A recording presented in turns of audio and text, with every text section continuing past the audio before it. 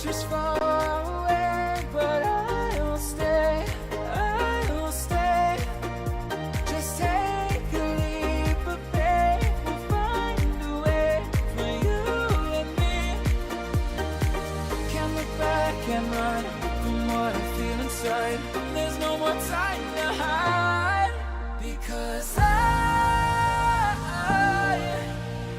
feel again, I feel again. Oh, now I feel again. We're bringing this back to life.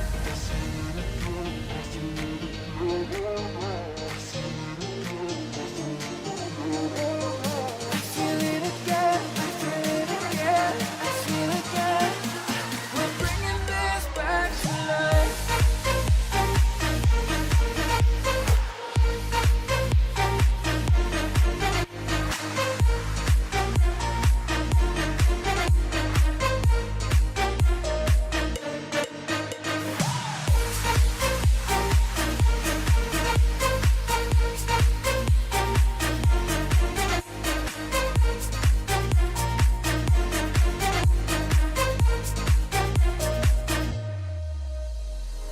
Help me find the right words to say to get us back on our way. Can we try to fight against the grain of throwing out what we made? The future's far away, but I'll stay, I'll stay. Because I feel again, I feel again. Oh, now I feel again. We're bringing this back to life. We're picking up where we left off and on again. We never quite could forget, 'cause what we got so intense.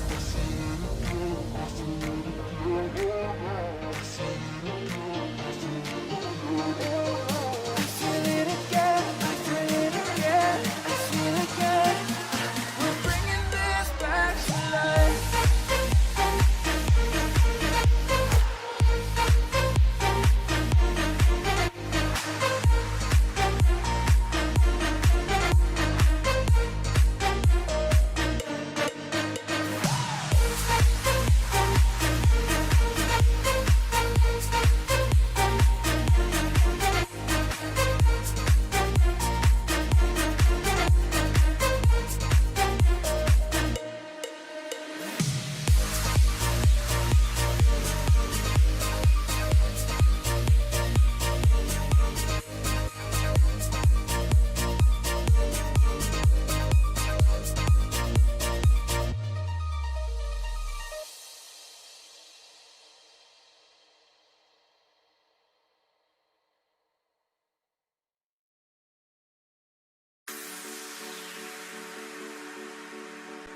Hey you, I saw you from the distance.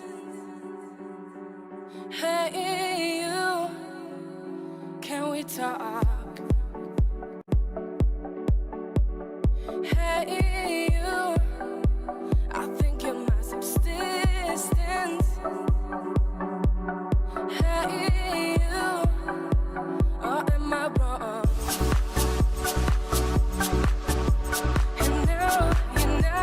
I lose my words like my love is out of my mind. And you, I'm not more than a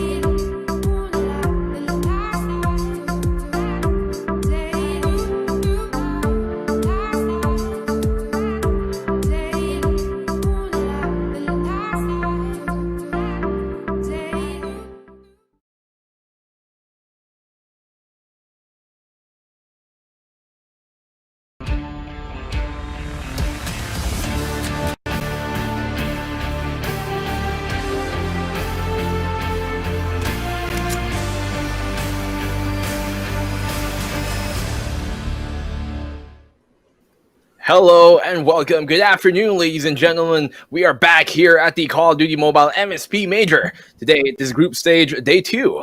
I am Black and Blue, and with me, the one and only AJ Mustacho. How are you, my good sir? I am doing absolutely great. Nico, yesterday we went through 4 different series online and 4 series took place offline. What crazy battles they were. At the end of the day, there was just one incomplete series, right? So I think for whichever of those fans who don't know the full scores of the day, they are gonna be quite surprised as to who is actually leading the board, because that has changed since yesterday when we ended the stream.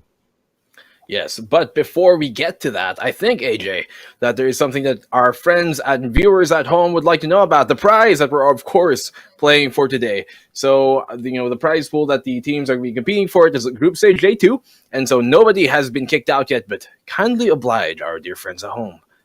Of course. Well, this is exactly what they are fighting for. 5,000 US dollars is in the prize pool together with 200,000 CP. So the division would be very simple, right? So all 8 squads in here at the MSP major group stages, they will all take home something, right? But how much will they take? That's the question. 8th place will take home 10,000 CP. At 7th place, the same thing, right? 10,000 CP. But 6th place will take home 15,000 CP. 5th place squad will take home 20,000 CP. And the 4th placed squad will take home 25,000 CP. Of course, there are the top 3, where in the 3rd it will take home 1,000 US dollars and 30,000 CP.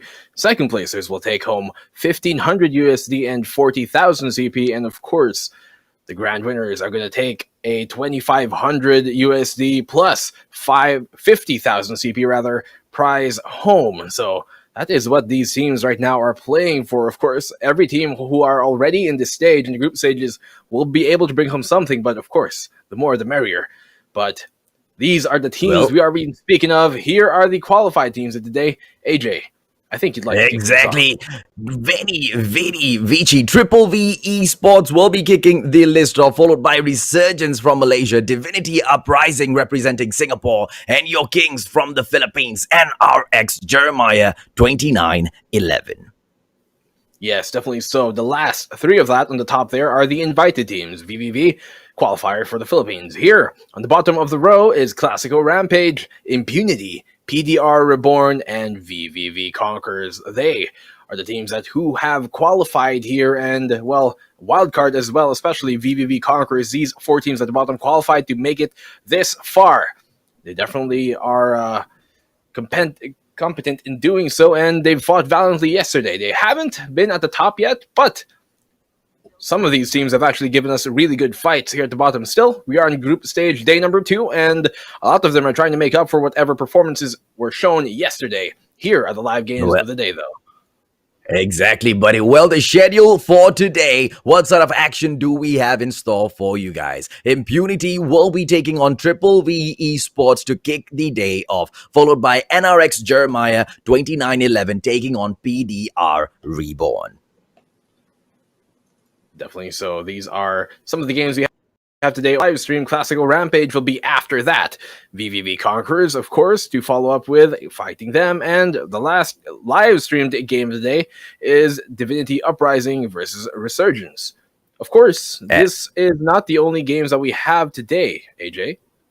Yep, we do have our offline games as well. So like we have said yesterday, 4 of those series will be live streamed. 4 other series will be played offline. The very last one we didn't get to check yesterday. So let's check out what will be the games played offline, right? We will have NRX Jeremiah 2911 taking on Triple V CONQUERORS. Well, as a matter of fact, that one has already started, and we know that NRX is leading 1-0. Divinity Uprising will be taking on Triple V Esports right after that. Definitely so. And after that, well, off stream, we're going to have Resurgence versus PDR Reborn. And the final game of the day that will be played off stream will be KLASIKO Rampage and Impunity. Now, while these games aren't streamed, they are also still very important because they equal as many points as any stream game would. And as we saw yesterday, NRX Jeremiah, they were able to win 3-0 in the series on stream, but actually off stream, they lost to VVV Esports in 2 maps. And so, those are some caveats that, we have to point out, and we would like to share with you guys as the day moves forward what the results are.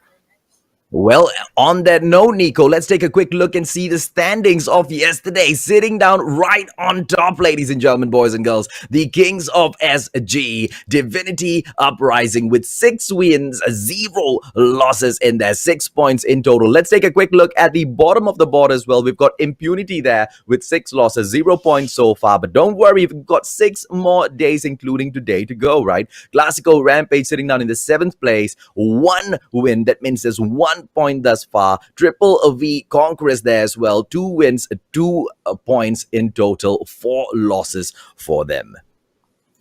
Yes, you can see here Divinity Uprising. They are at the top of the leaderboard. Yesterday, they went up against Impunity on stream, and off stream, well, rather, on stream, they went against KLASIKO Rampage. Off stream, they went against Impunity, and that's why Impunity is there at the bottom. For the side of NRX, well, they were the other team that Impunity faced, and that's why, unfortunately for them, they had to face the 2 strongest teams probably in this tournament right now. Although Resurgence not letting down without a fight. They are at 5 wins right now, so it's really a chase on who can get to the top. For Impunity, they still do have a chance to make it here. But here are the bans for our first series of the day. Today, first game is going to be Impunity versus VVV Esports once again. So, Crossfire, banned by Impunity, VVV Esports, banned Summit.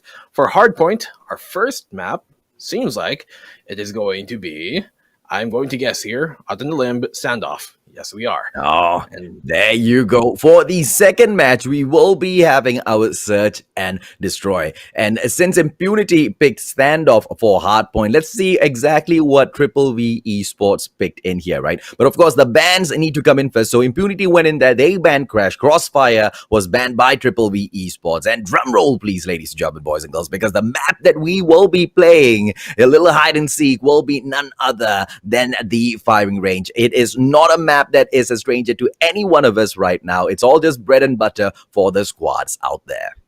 Yes, El Clasico to get us going on our second map, and to bring us home, our third map of the series, Domination. Firing Range banned by Impunity. Meltdown banned by VVV Esports.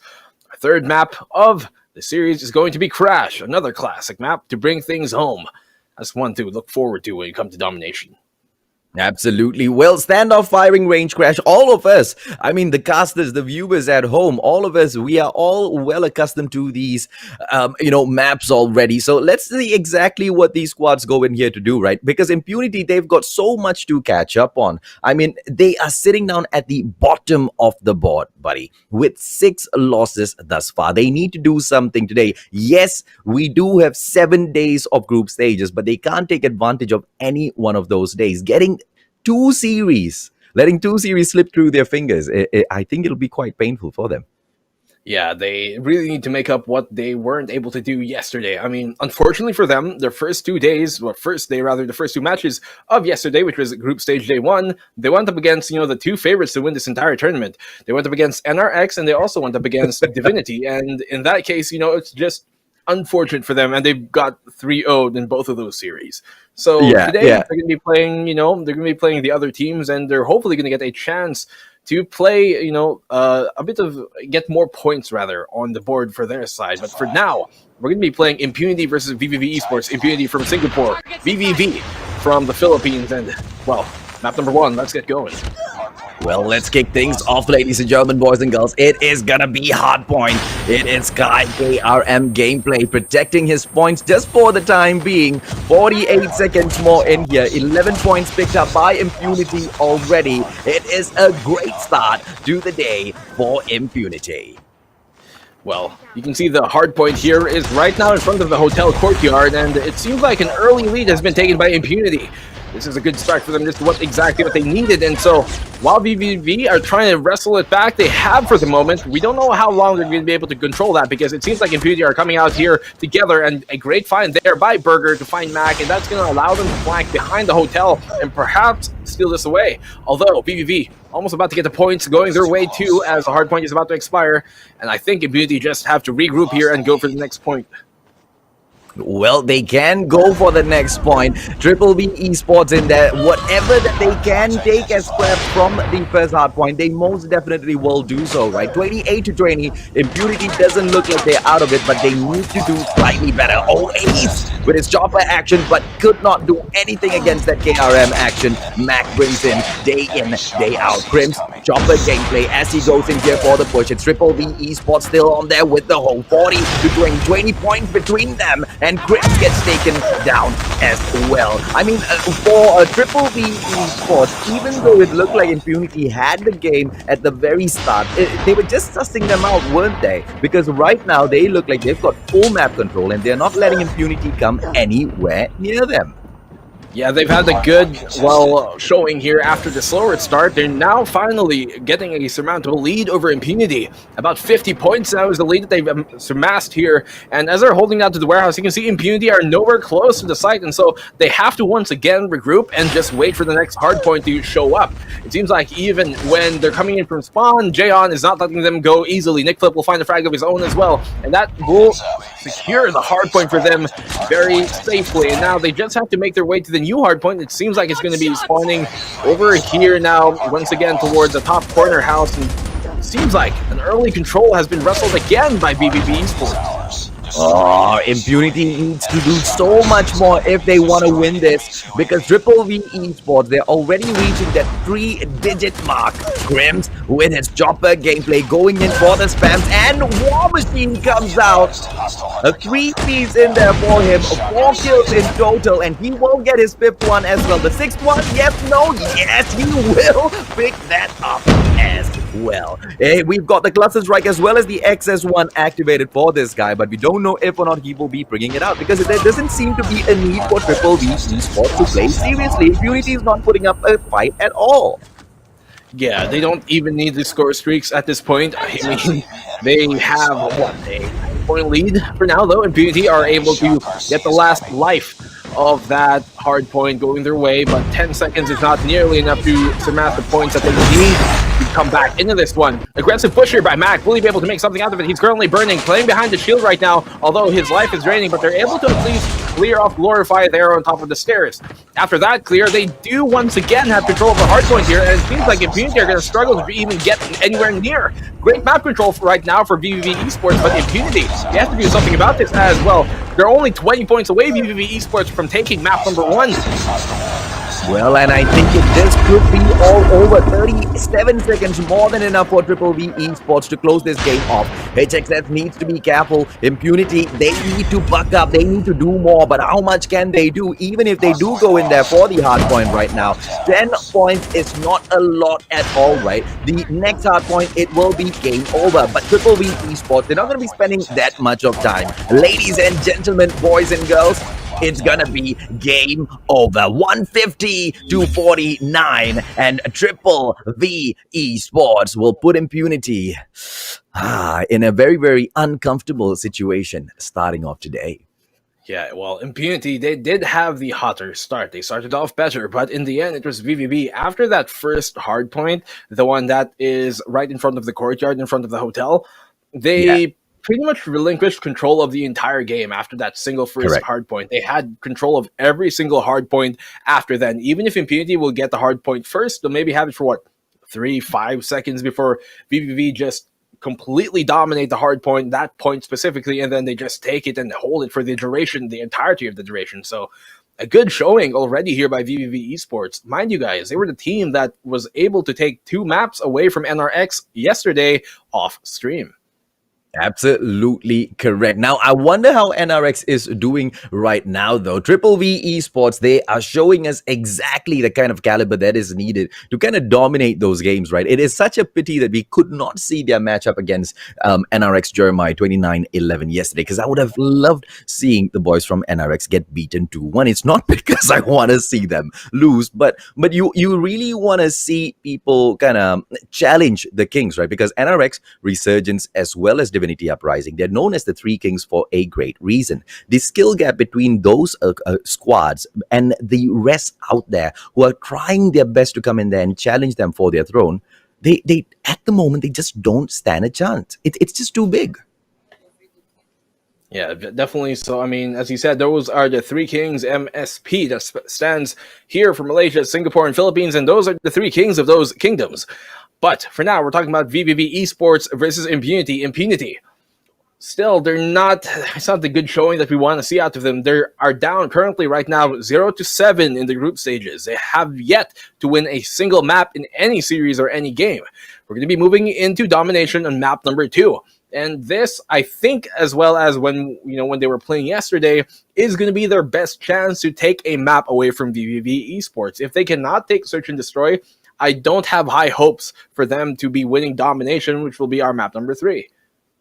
Absolutely correct. Well, let's take a quick recap on that map that we just saw, ladies and gentlemen, boys, girls. Impunity versus Triple V Esports. It was hardpoint, but unfortunately for Impunity, they could not get it done. 49 points, that's all they could muster up from all of the hard work they put in. Triple V Esports, the same ones that beat the Kings NRX Jeremiah 29-11 2-1 yesterday, they have gotten point number 1. And thus far with their performance in the tournament, it is a quite easy 2-1, but can they get a 3-0? That will be the question of the day.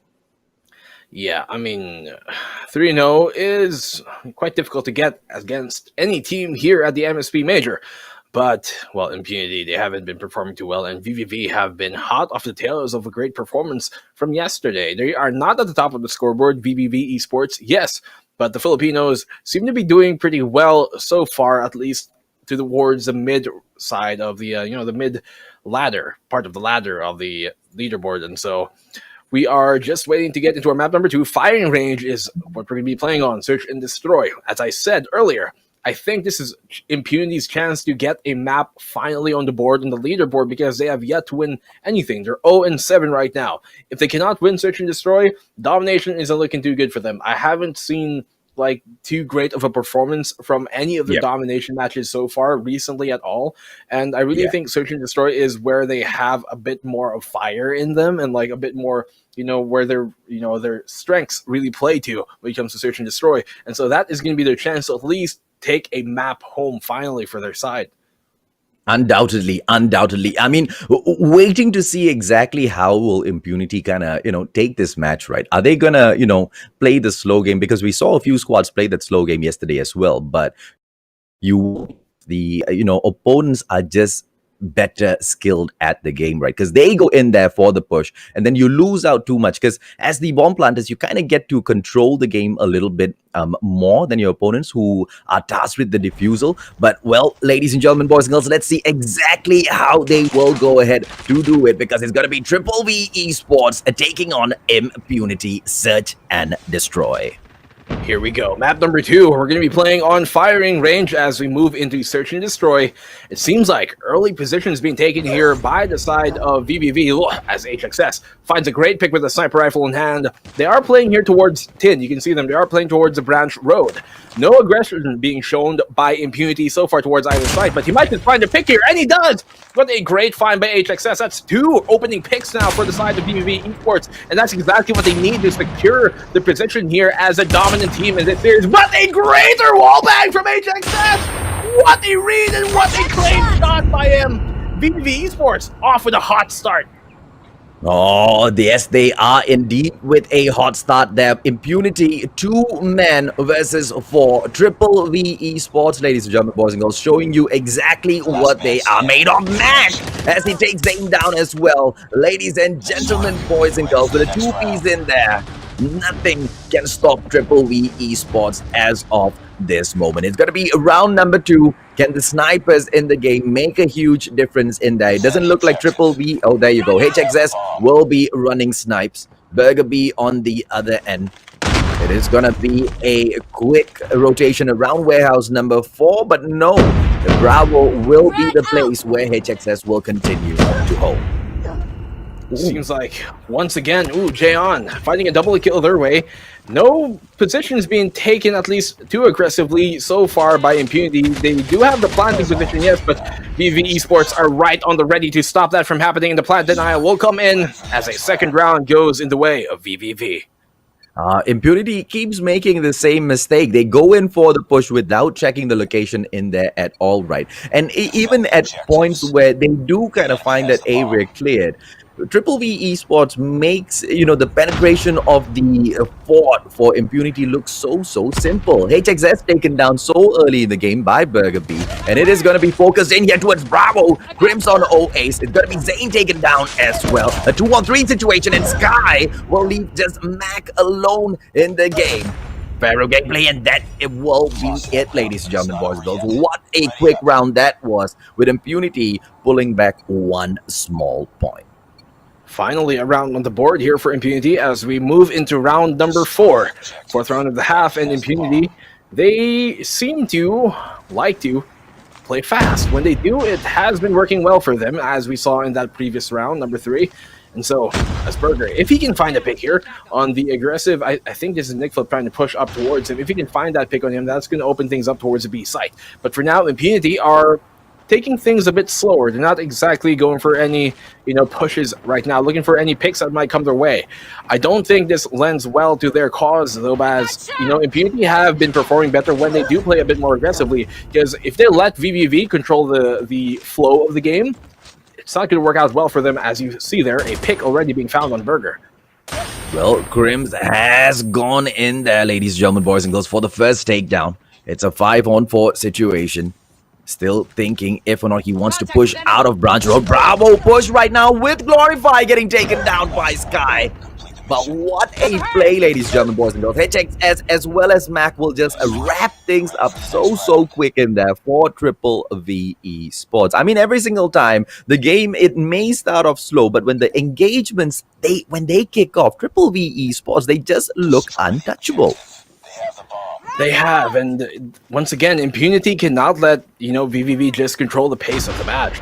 Otherwise, it's not going to work for them. And HXS, once again, with a triple kill. Was that the collateral? What have they been doing? I wish we could see a replay of that.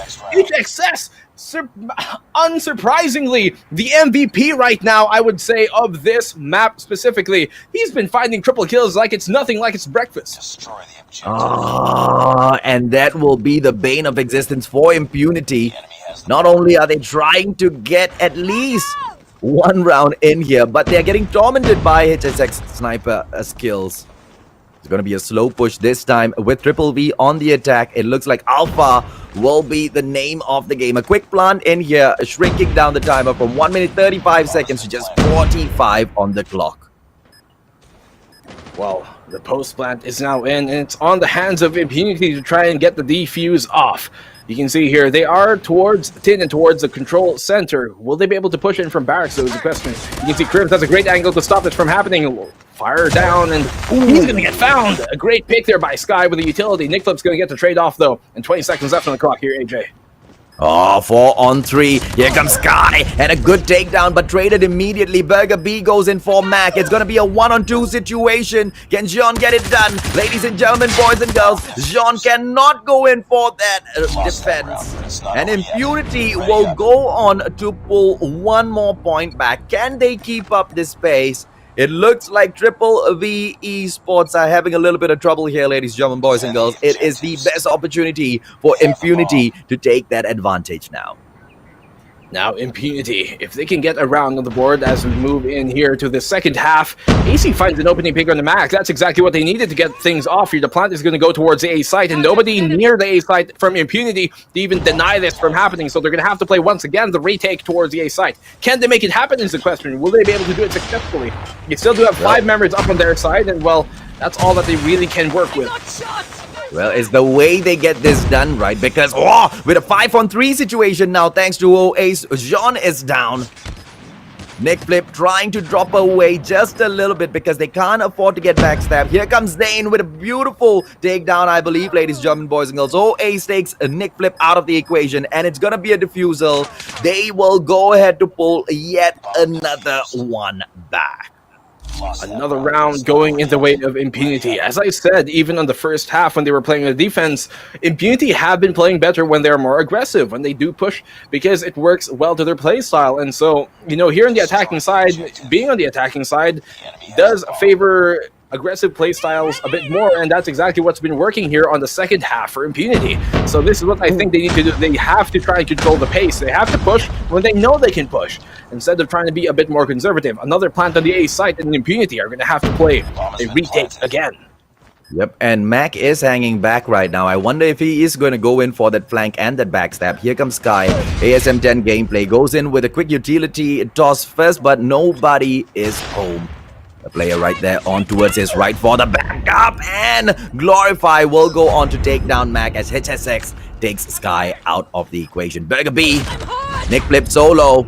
And look at that, ladies and gentlemen, boys and girls. Nico called it right. Impunity has got this one opportunity to get one match out of the series, right? And they are, rising to the occasion. 4-all on the board. Well played, Nico. Definitely. I mean, Impunity do, tend to favor themselves when it comes to a more game mode such as Search and Destroy. And when they are more aggressive, it's been working out well for them. You can see right now they're going to be playing this sort of more retake style where they play a bit closer towards tin and towards the bottom spawn. And they're going to hold on to B harder, and they're just going to try and go for A-side retakes. I think that has been working out quite well here, actually, for the side of Impunity when they're on the defensive side. And so now, while VVV are on the attacking side, they aren't as aggressive as Impunity can be, and so their attack hasn't been as well as Impunity's defense has been because of that. Absolutely. I think they are kind of equal, right? Both of their defense is quite solid. Their attack, on the other hand, I don't really know. I think Triple V definitely has the advantage there. Quick plant right now, 37 seconds on the clock. Impunity has got this to do again, but Jean, once again, kind of, just evening things out. A 4-on-4 situation. It was a 5-on-4 earlier.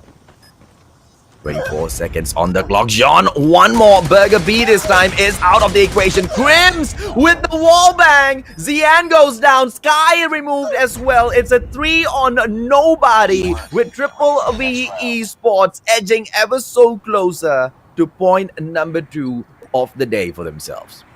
Impunity's takedown retake strat has finally been shut down here by the side of VVV, and finally, bit them in the back. And so VVV knows what they try to do. They're going to try and wait here towards tin and towards the B site. Once they do plant the nade, they're going to go for a retake. What did they do? VVV to adjust for that. Well, they had 2 players, especially Jaeon, play here towards mid to cut off that rotation coming back towards the A site, and that's exactly what worked for them during that round. And so we're going to see if they're going to try and do that again.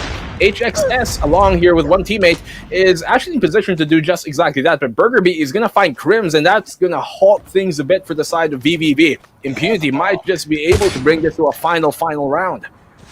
Well, Arctic 50 action. Burger B still pushing on, trying to find a frag. And with Zane getting taken down by Xion. Ooh! And with Sky immediately trading him off. It's a 4-on-3 situation. The attackers do not have the bomb on themselves. With Zane removed from this equation, ladies and gentlemen, boys and girls, Impunity, they have got a very, very small advantage. How will they get this played out?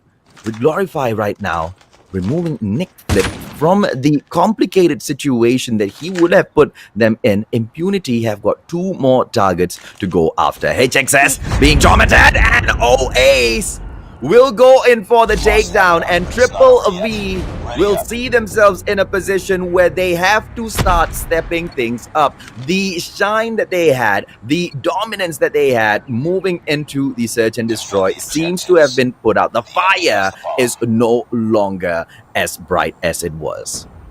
Here we are, final round, Dabaruichi, and we are at Impunity on the attack, VVV Esports on the defend. Now, Impunity hasn't been working out too well when it comes to their attacking side. I think if they can apply the aggression that they showed on the defense, then that's going to help out their cause. But for VVV Esports, well, all they have to do right now is sit tight and play the defense that they know, because it's been working well for them. Impunity, their choice. Are they going to go for the B side? They are geared up for a B side take. Nobody really in position here to go towards A side, and so that might be a telltale sign of what they're trying to do. Most definitely, with Jean going in, still attempting all of his wall bangs. He is not going to be able to see anyone. With Impunity on the attack, I am afraid if history kind of, talks about the future a little bit. Triple V Esports should be able to take this one because every single time we've seen these squads going on the attack, just like what you're seeing on the screen right now, ladies and gentlemen, boys and girls, with just one more player, with Zane hanging on for his dear life with about 2 HP left and recovery slowly situation is absolutely impossible. Impunity will go ahead to lose their second game as well if Zane does not come out with a godlike gameplay right now. Yeah, I mean, and there we go. John's going to shut him down, and that's going to be a second map in a row now for VVV Esports. I mean, as I said earlier, that was a chance for Impunity to get a map on the board. That really was, even before the game. It really lends to their playstyle more, but with them losing that, I don't have too many high hopes as we come into map number 3 for the side of Impunity. Of course, I'd love for them to prove us wrong, but at the end of it, I mean, just looking at, it's not likely, is what it kind of seems right now. And that's very disappointing because Impunity is not a small squad. They are not, a squad that just came in here. They've been performing at this level for a very, very long time. So it's quite surprising to see their performance going up against Triple V Esports today. But then once again, we need to give credit where credit is due. Triple V Esports can definitely hold their own against, the top dogs themselves. So now Impunity going into game 3, they haven't really shown us a great side of themselves in hardpoint domination. I mean, take a pick, Nico. Do you think it's going to be a 2-1 or 3-0 today? Honestly, man, I'd love for a 2-1, but really, it kind of looks like a 3-0 in the favor of VVV Esports. I mean, VVV are definitely one of the most experienced teams from the Philippines as well. Not saying that, Impunity isn't, because they are. They've qualified this far as a Singaporean qualifying team. Divinity, the other Singaporean team, were invited, and so they definitely belong here, and they definitely are a valiant opponent. But right now, they just aren't, showing the standards that we're used to when we talk about Impunity. Absolutely correct. I couldn't have said it better myself. Now, I mean, it's not like they've got a lot to prove, but if they don't start doing anything about it right now, I think, the group stages, it's not going to be a fun journey for them. Right now, the results are ready, ladies and gentlemen, boys and girls. Let's get a quick recap as to how did Triple V Esports reach that 2-0 point, right? When we went into standoff earlier today at hardpoint, 150 to 49 thrashing is exactly what Triple V gave to Impunity. And then they fought back valiantly. Impunity did try to make a comeback, but they would fail as Triple V would settle the game with a 6-5 scoreline. Now we are going into domination. If Triple V is going to be as dominant as what we saw earlier, like Nico has said thus far, it's going to be quite an easy 3-0. Yeah, I mean, Impunity is kind of similar to what we saw yesterday. They did have a map that was close in their series versus NRX. They did have a map that was pretty close in their series when it came to playing against Divinity. In the end, the better team won because when it came to the clutch situations, the very final rounds, the very final minute of the game, the better team was able to prevail, and in those cases, they were neither Impunity. And so here, once again, 5-5 on the board, search and destroy versus VVV Esports. It was VVV Esports able to, really get the last round going their way. The better team did prevail once again. Impunity, I mean, they really need this map more than anyone. They need a win today more than any other team right now.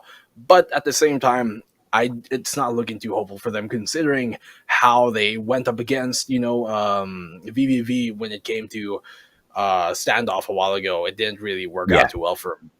Correct. It didn't work out the way they were planning it at all. I mean, we kind of saw their strategy as to how they were trying to approach the game, but they just weren't able to overcome the firepower, right? But just an update for all of the fans of, who are quite curious as to how the offline games are going. Triple V Conquerors just took on NRX Jeremiah 29-11, and it was a 2-1 victory for NRX. Is it gonna be the same for Triple V Esports as well? A 2-1. Will Impunity make a comeback, or are we gonna get to see the first donut of the day? Let's see exactly what happens.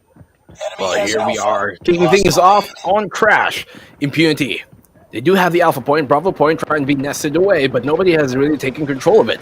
It is one of the hardest points to take in the entire game, honestly, taking the Crash site here on Domination. So while VVV do have Charlie and Impunity do have Alpha, Bravo is really the point of contention here. You can see for VVV, they're trying to gear up for a take of it. They do have a player on top of tower, a player towards the Crash as well, but he's going to get found. That was HXS. Nickflip is going to find a frag of his own as well, and Crims is going to find a double kill here from the top of the tower. That's going to allow them to start to make a push here towards the Crash. Trophy system down. Nickflip, he's out in the open. I don't think he's going to last long, and there he does go down. But the mission right now for both of these squads is to see exactly who can go in there and capture Bravo first, right? Because they're still neck and neck in terms of those points, with Alpha commanded by Impunity and Charlie just conquered by Triple V Esports. I mean, Impunity has something in there for Bravo, but it's just not enough. Triple V Esports will be looking to put this one away. Glorify coming in here is not going to be able to get the shots off. Jean going crazy with his KRM on the other side of the map. Sky getting taken down by himself as well. Glorify will finally come around and still get that frag. What a great wraparound there towards the generators. And you can see Nickflip is trying to take control of Bravo, but he can't do it alone. They need the rest of VVV to try and help him out in that endeavor. It seems like early control is going to be taken by Impunity if they cannot stop this. But HXS and Co. here for VVV Esports wanting to get something going as Sky finds a triple kill going their way. It seems like almost that, you know, nobody can really secure the position here towards the Bravo site. While Zion is on top of the cafe here, the bakery, that's an important position, yes, but they can't really do anything much with it if they can't take Bravo. Well, I love exactly what Impunity just did, right? It looked like nobody was touching it, but Impunity, little by little, they kind of inched that marker up a little by little, right? And finally, they've succeeded in their mission. Bravo is theirs. Triple V Esports, they found it so difficult to capture Bravo. The question is, oh, and there you go. They are attempting, though, and they look like they will succeed. Bravo goes over to Triple V Esports, and they will play catch-up. There's not a lot to catch up on, though. Charlie under attack. It's actually quite interesting how long VVV did not have Bravo, but yet they kept the score close, and so Impunity, they're going to have to try and wrestle this one back because they did not have much of an advantage and much less now, as VVV have finally taken the lead up against them. The Charlie point they're trying to take here, Impunity, but they are not successful in doing so. A lot of contesting coming in here for the side of VVV Esports, and they're trying to take Bravo as well, and so their offense here right now of Impunity is a bit split up. While they are focused on the A side, they have to try and regroup and really make a push towards either Bravo or Charlie, because otherwise they're going to just get led out when it comes to the points by VVV. Yep, but Triple V Esports, although they do have Bravo and Charlie, the lead that they have in the game is not by a lot. Just 11 points will be the difference between the two squads, with John going crazy with that war machine right in front of Glorify. No idea how he didn't die. Comes back in there with the KRM, but Sky will put him away. 69 to 57, they edge ever so much closer to that 75 target. Triple V Esports, ladies and gentlemen, boys and girls, moving into the halfway point, look like the slightly better squad in this match. They do lead by 15. While it is a sizable lead, it's not the largest one, and so they can't get too complacent with that lead. Of course, they're not going to. Impunity are keeping this a bit closer than we might have expected, but for now, see if Impunity can bring this one back. They do take early Charlie control, and they're going to try and move their way up here from the bottom of tower towards Bravo, but it's VVV Esports who take early control of that. As Crims finds a double kill, Mac will find one of his own as well, and so Impunity, they're kind of being, you know, stacked here. Well, Triple V Esports better hope and start praying that Transform Shield gameplay doesn't do them a disservice, because they tried to go in there with that, impressive gameplay using their, operator skills, but their defender, I mean, the Transform Shield, the way it was set up, it's just going to keep them out of the area, if at all they do go ahead to lose it to Impunity. So Bravo is going to be quite exciting to watch. John coming in here, releases his Shock RC, and he will go ahead to push in Charlie this time. But with two players in there, what can John do? A two-piece in? Nicely done. Good frags here by VVV Esports, but Impunity stuck here towards the bottom spawn toward Charlie. They have to make a push towards the Bravo side. If not, then they can wrap around from back alley into A. Although that right now is being currently defended by Nick Flip. If they can clear Nick Flip out here, then they can finally make a chance and push towards Alpha from the back alley. But the great wall bang there by Nick Flip, just going for a head glitch, and it works out well in his way. He's going to try and do it again. Look at this pre-fire through the wall bang, and Nick Flip has been holding on to this back alley very strong. If you guys are not familiar, back alley is one of the strongest positions in this entire map, and that you can see here, Krim getting a 4K. What a great play there by Krim.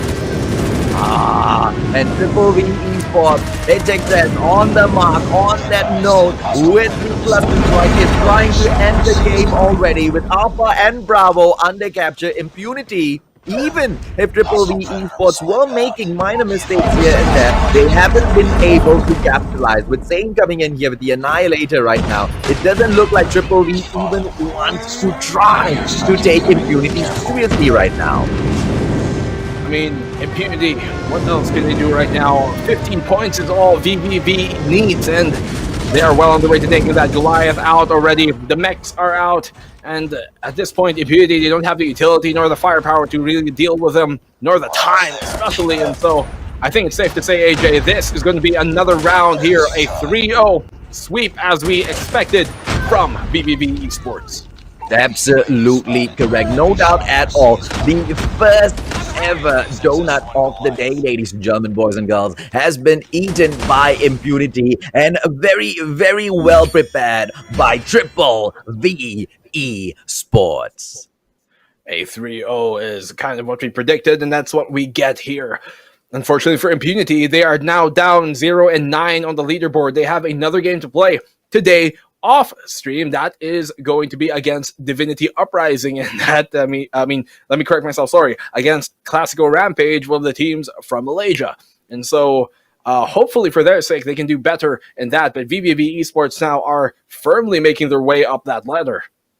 Oh, they surely are. And NRX Jeremiah 2911, the team that just won a 2-1 series, will be performing right after this as they take on PDR Reborn. But let's talk a little bit about Impunity's defeat today, right? Triple V Esports, they tried their best against them. But unfortunately, Impunity will still sit at the bottom of the table. 0 points. 9 of those games, they haven't been able to win even one. Nico, what do you think they can kind of go in there and change about their stretch to at least take one back? Or is it that they are just doing that well, but the squads that they are facing up against, they're just too good? I mean, initially, it kind of seems like Impunity are just not having a good weekend. It seems like, at the tournament, I know they can do more. I know they can do better. And that's why I expected that the Search and Destroy is what they're going to be able to at least make a dent in here on the leaderboards. Yeah. Unfortunately, they came just a hair short of that twice now. Same thing happened yesterday. They almost got NRX at Search and Destroy. But then again, I think when they have been looking better during those games is when they did not let the opposing team control the pace. And by that, I mean, if it's okay, you're playing domination, you don't have to all stack and get their Charlie point immediately. Some of you can just go straight to the Bravo point, because once you give up that control, that map control, and that point control especially, then you give up any sort of, pace control, and you can't dictate the pace anymore. And that's what they've been letting their opposing teams, NRX and now VVV, do to them. And that's something that they have to really minimize if they want to, still get further points in this tournament. Yeah, and it doesn't look like Impunity is not able to get it done, right? I mean, if we take a look at the domination match at the very start, it was so difficult for Triple V Esports to go in there and touch Bravo, and that shows exactly what Impunity is made of. But after I think what the first quarter of the game, that effort just disappeared. Well, I'll tell you what, ladies and gentlemen, boys and girls, let's take a quick recap and see exactly what happened between Impunity and Triple V Esports. There we go. We can see here map number 1 on Hardpoint. A great 4K. Actually, he gets more than just 4 kills in this this outburst here. Crims, he gets I think a 5th to follow up with. Yes, he does. So great plays here by VVV Esports. Impunity looked very cold. I mean, they only started off strong, but after the very first point in front of the hotel, the courtyard there, they weren't really able to do much, and so it really was VVV's map after that point. Yeah, I mean, it's almost always that they have these great starts, but they can never keep them up. And I don't think it is the other squads that are allowing them to, get that space or put on that pressure. I think it is all the doing of Impunity. It is them who come in with that aggressive gameplay, or they are able to hold their opponents off. But after a certain bit, they just open the doors and they allow the flood to come right towards the doorstep. Yeah, definitely. You can see here, VVV. This was a very close game here on firing range, search and destroy. They could have taken the map there, Impunity, but alas, they come a bit short. Although, when you come into domination, the first half was closer than we would have expected. Although, second half, VVV eSports were able to pull away, get the reads that they needed to, and just hold on to all the map control. You can see here, HXS on top of the, some people like to call it restaurant or cafe, right, opposing blue. This is a very strong position to hold down the Bravo side from, and that's exactly what they do. You can see here, this is blue building that Jayon is right now, and that's also another opposing position that can hold Bravo very well, and VVV know that, and so they've controlled both of those positions, as you saw in those highlights, and that's really, what helped them net the game. If Impunity cannot control the power points throughout the map, like here on Clash, which is, the cafe and the blue building, or maybe even tower, then you're going to have a hard time to really set the pace, and that's what VVV has been doing the entire 3-map series. Exactly true. Well, in the third game, we did see a little bit of a fight in there from Impunity. 150 to 100. That is the loss that they will take. But as far as Triple V eSports is concerned, ladies and gentlemen, boys and girls, that was a beautiful 3-0 victory.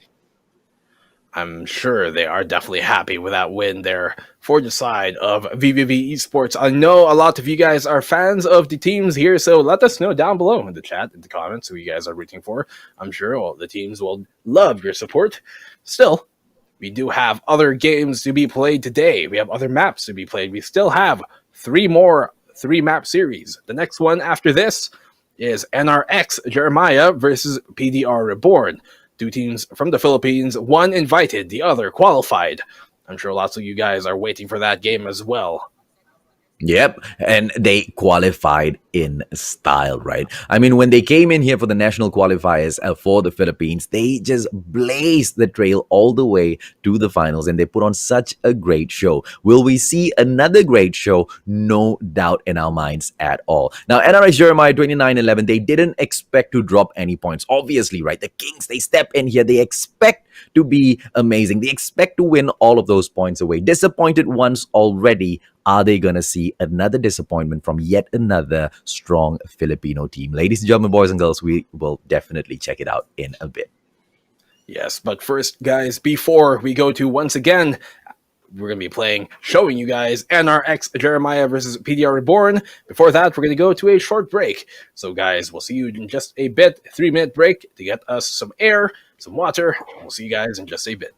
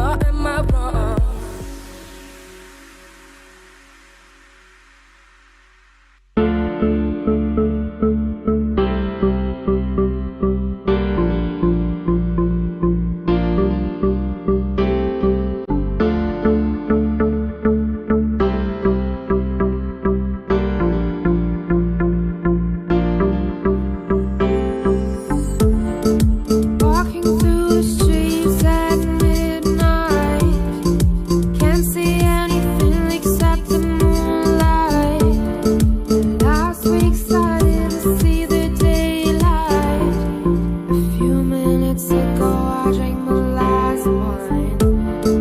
Pop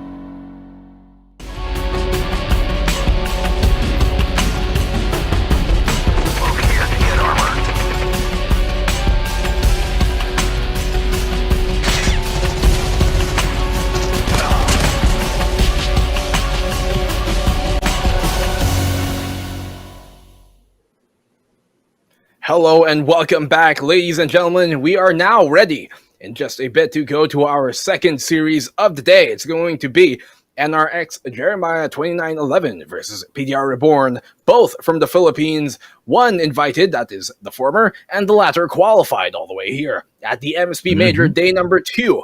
AJ, I'm excited for the game we've got coming up right now. No doubt at all. Whenever NRX does step out onto the field, it will be an exciting match. But I am more excited because here's the thing, right? No favoritism at all. But the skill that comes in from the Philippines is a class of its own when it comes to Call of Duty Mobile.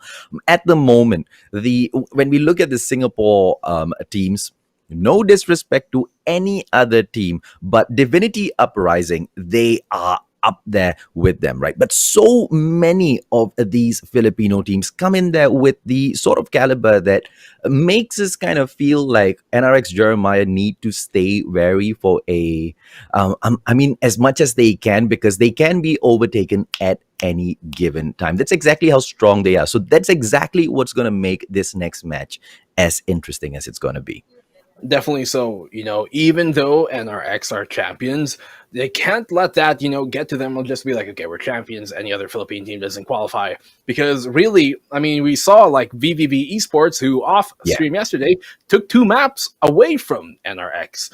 And, all things considered, I'm hoping, just rooting for the dark horse in general here, or the underdog team, PDR can do the same to NRX, because as much as I'm sure there's lots of NRX fans there, you'd always like to see kind of like the less favored team try and bring something new to the table, and I'm hoping that's something we would get here. But of course, if I'm really going to make a prediction, NRX should have all the odds for them when it comes into our series that we're about to see right now versus PDR.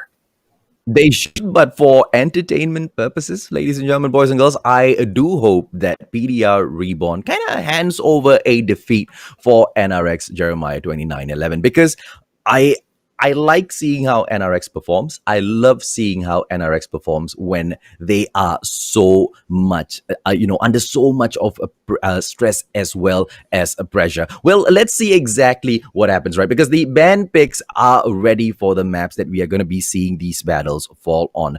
For Domination, I'm not so excited, but Hardpoint, I really want to know exactly how do they set the tone for the match, right? PDR Reborn, they will be the ones who win the coin toss, which means the first ban comes in from them. So PDR goes in, they ban Summit. Crash has been banned by NRX Jeremiah. And the map that they will go on to play this will be at Crossfire, ladies and gentlemen, boys and girls. So we know exactly how the game here is, right? Whoopi is going to go crazy with his sniper gameplay, but I don't think PDR is going to be quiet throughout that whole time. Search and Destroy, on the other hand, Nico, you tell us exactly where they're going to be playing this.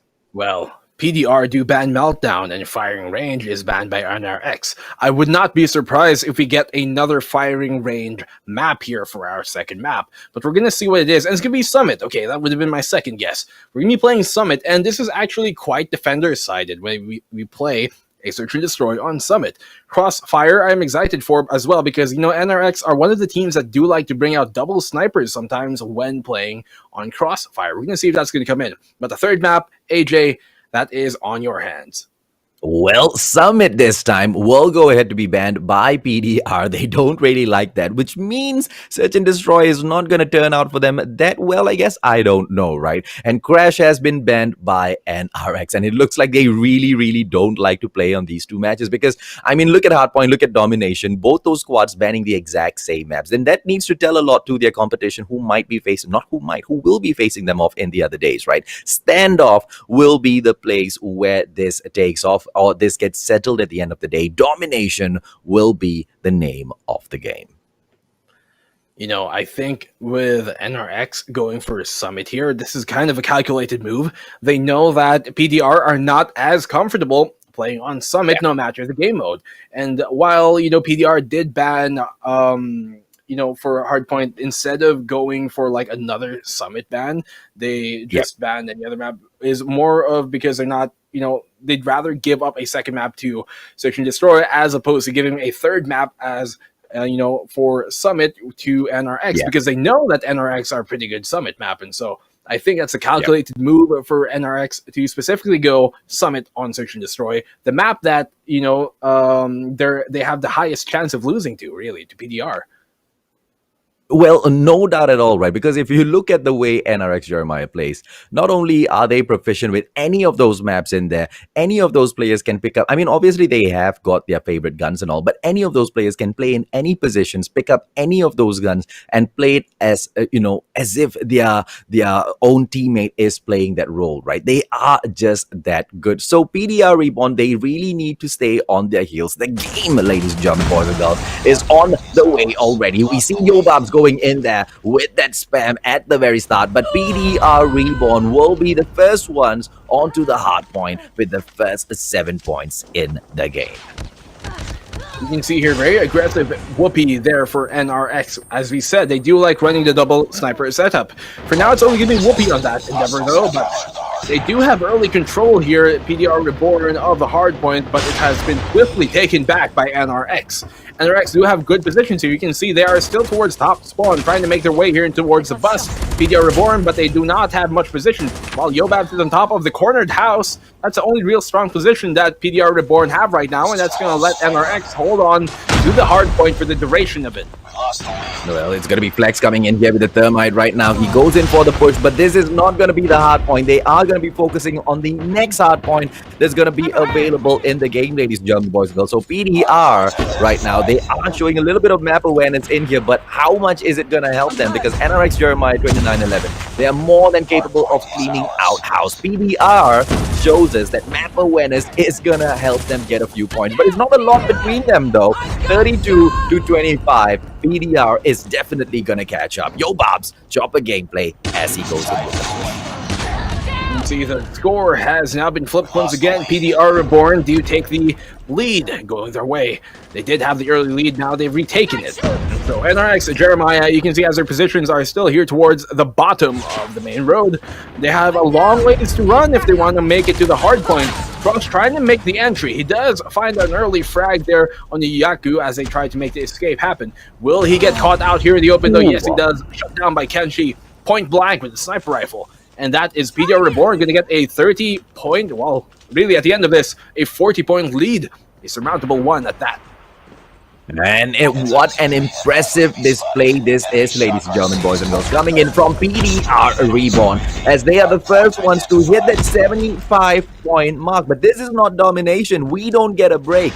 The match will continue as the hard point switches over. And NRX Jeremiah just flexing their knowledge right now. But it's not a lot, right? At this level, everybody knows exactly how the hard point rotates. Whether or not you can get there and do something about it, that's all that matters. With Idra coming in, but David, ladies and gentlemen, boys and girls, gravity spikes in there, and PDR Reborn will take back the hard point once again. We've seen PDR Reborn even yesterday make full work of the gravity spike, so we know that they like to employ that, especially in high-density collateral areas. And so you can see here, NRX Jeremiah trying to get the point going their way, but for now, while Yaku is able to find that frag, will be as well. It seems like NRX are trying to play a game of cat and mouse here, where they are the mouse and they're just trying to catch up to PDR Reborn right now, because PDR, while they're trying to catch up here, NRX, they've just been, kind of controlling all the more important positions of the entire map, and this is something I like to see from PDR.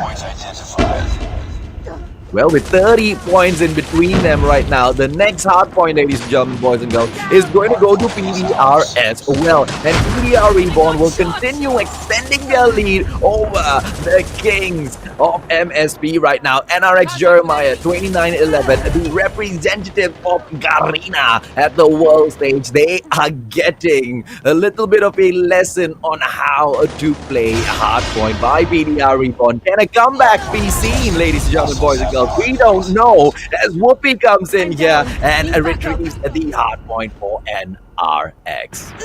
Mind you guys, this is PDR Reborn's map pick, and what a great pre-fire there by Whoopi to find that pick. To find Jabin as well, especially from all players. That's a good high impact find, but look at here. PDR Reborn, they did have a surmountable lead, but that's going to be shortly cut into by NRX. NRX staying within reaching distance here the entire game. All they need is one hard point to really catch up and even take a lead versus PDR Reborn. That's exactly what they're going to do, at least at this hard point. Only, what, a 22-point difference between them. Yeah, but PDR though has already moved on to the new hard point. Can they hold on to it? They will go ahead to take it up first and continue pulling their lead away, ladies. Oh, but NRX with Crush coming in there with his gravity spikes, ladies and gentlemen, boys and girls. Kenshi Tobabs clearing house. It looks like PDR will not allow this to get out of their hands. 123 to 101. Kenshi coming in here with the snipes, gets taken down anyway by Whoopi's chopper. 130 to 101. PDR Reborn is actually doing it, Nico. Can they get the win? It looks like they are so close. Oh. But they finally relinquished the control of the hardpoint, and NRX are bleeding out the points their way. This is what they need. They cannot let this hardpoint get given up once again to VVV Reborn, and it almost seems like it's about to, but NRX and Jeremiah staying once again in reaching distance. After this hardpoint, the next hardpoint is going to be very important, because whoever takes control of that is going to be the person who's going to team, rather, that's going to win this next point. And we're going to be going back here to the corner house, and well, as Yobab already has the Goliath in hand, it does seem to help their case. NRX and Jeremiah, though, are going to try and make the lead caught up here. They only need, what, 5, 6 more points to get into it, and we're going to see who is going to pull out of this one. And here comes the XS1 Goliath with Yobabs taking out Idra and Crush. 145 to 132. 3 more points in there, ladies and gentlemen, boys and girls. And your first game has been played by PDR Reborn.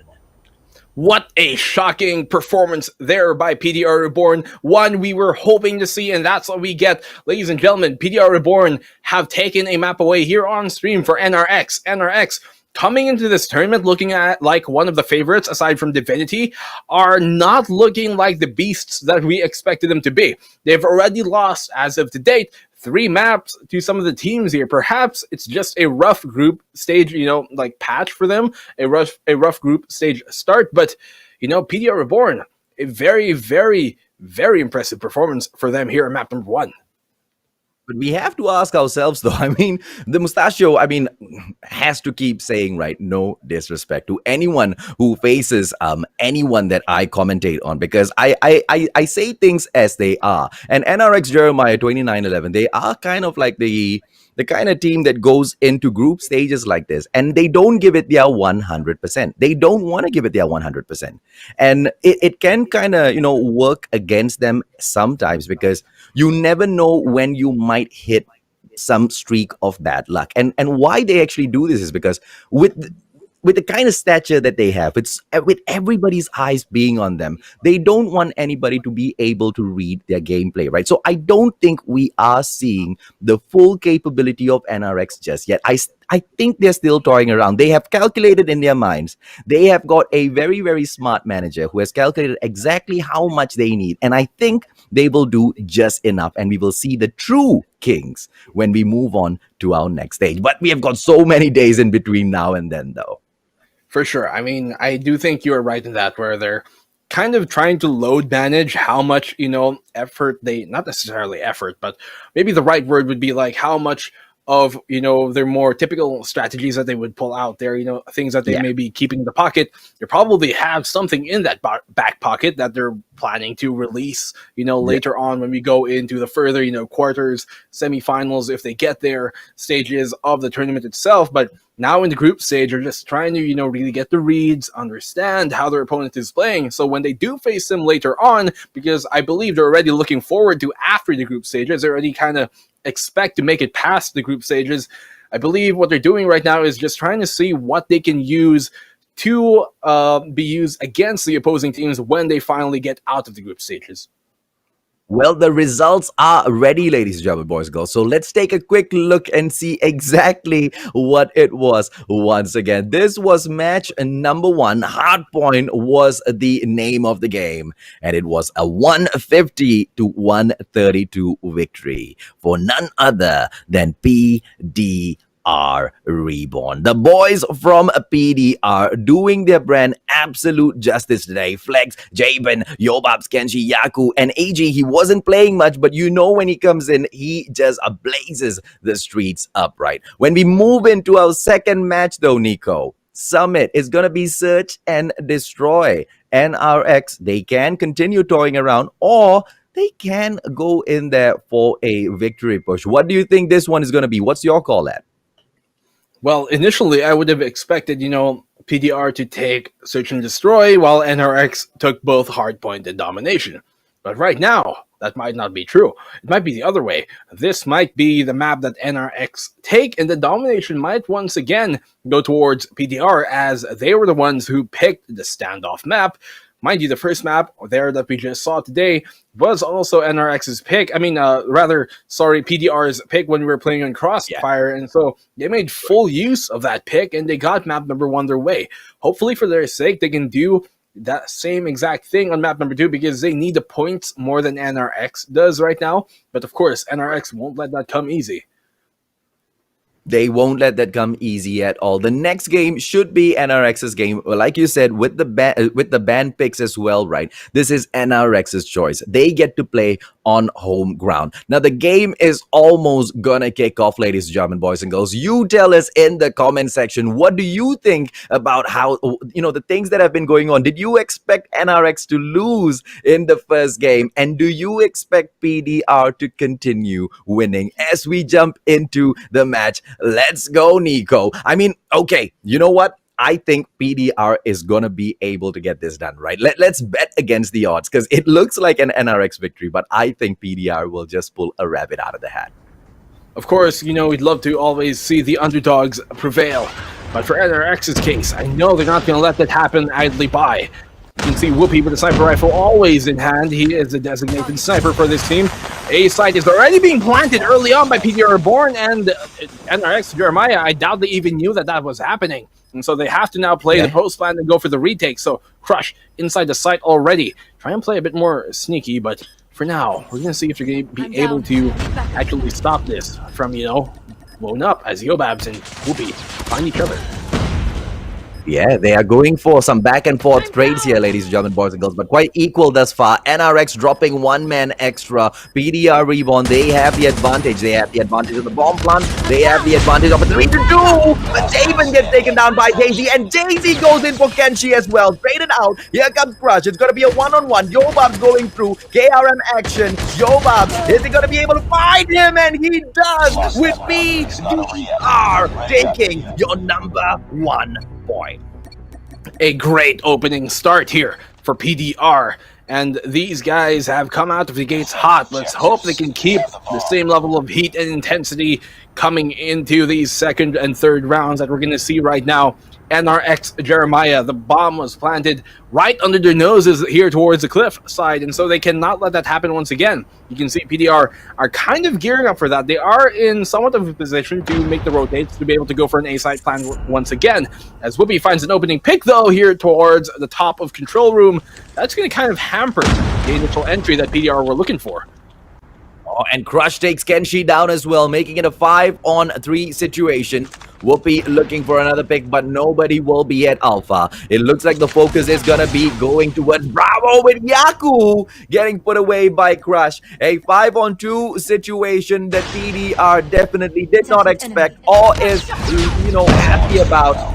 And there you go, ladies and gentlemen, boys and girls. With Flex being the only player in the game, it looks like NRX Jeremiah has pulled 1 point back. But how much can Flex do before he gets taken down, though, with those 2 players coming right there behind him as he moves away from Alpha? He will go for a quick flank, but here comes the players from NRX who have the same idea. And Idra will just end that round. The round kind of got stretched out a little bit extra there.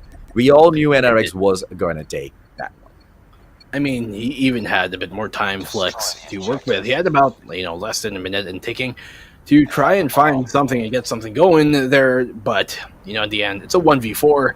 You're not really expected to win those anyways. But Whoopi is able to find Yobabs once again. Jay-Z is going to find Jabba. That's 2 opening picks for NRX Jeremiah. A third now here as 4 finds a double. and Kenshi will finally chime in with one of his own. A quick and clean round for PDR here, and almost seems like, you know, they weren't even ready for what happened there, PDR. Yeah, I mean, someone needs to call NRX and tell them this is not team deathmatch. They can't keep on pushing like this, because at a certain point, PDR is going to start expecting it, right? Because we all know exactly how PDR plays this game. We've been seeing them from the national qualifier, from the group stages even before that. Oh, it's going to be a battle between Yaku and Candy. Takes down Flex first. Kenshi with those shots is not going to be meeting anyone, but gets eliminated. Idra, but James even a two-piece in there for himself. Yaku and Yobab finds his bullets, and Kenshi with the final player being chased by 3 different players. It looks like NRX Jeremiah 29-11 will pick up point number 3.